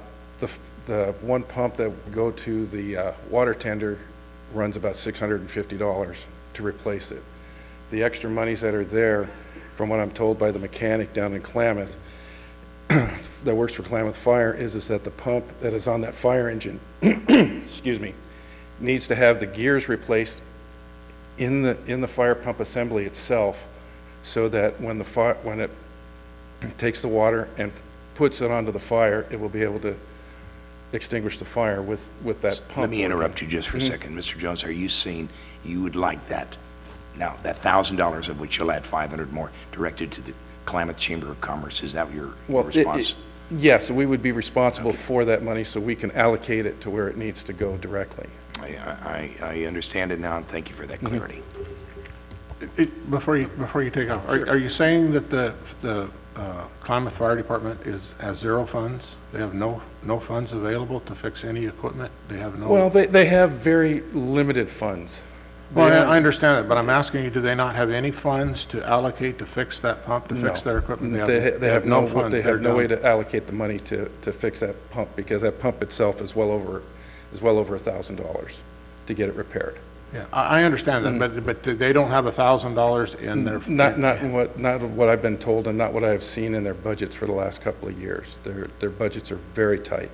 Well, yeah, I mean, but not to have $1,000 to fix an essential piece of equipment. Well, with what we would do with that money was get that pump fixed, so that would allow the Klamath Fire to buy other equipment and fix other equipment. It wouldn't just be, how do I word this?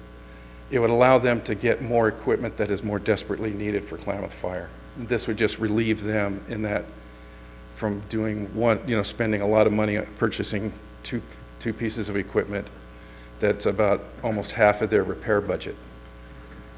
It would allow them to repair other things, so they could even have more equipment and more things available to them, more tools for them in their toolbox to go fight fires with, is basically what it would be doing. And I understand that, and I can appreciate that. I think my kind of question would be, why is it going through the chamber? Why isn't it going directly to them? What's the need for it? Is there a need for it to be funneled through the chamber? Not necessarily. Okay. It would just be easier for us, because we would be able to go purchase the parts. But they would, I would think, since that is their equipment, their responsibility, they would have the know-how, they would know where to go to have it fixed, right? Well, they would be able to get the parts to get it repaired, make the repairs. Madam Chairman, it's my understanding that Klamath Fire operates on a budget of around $21,000 a year that also pays for the salary of I think Lonnie down there.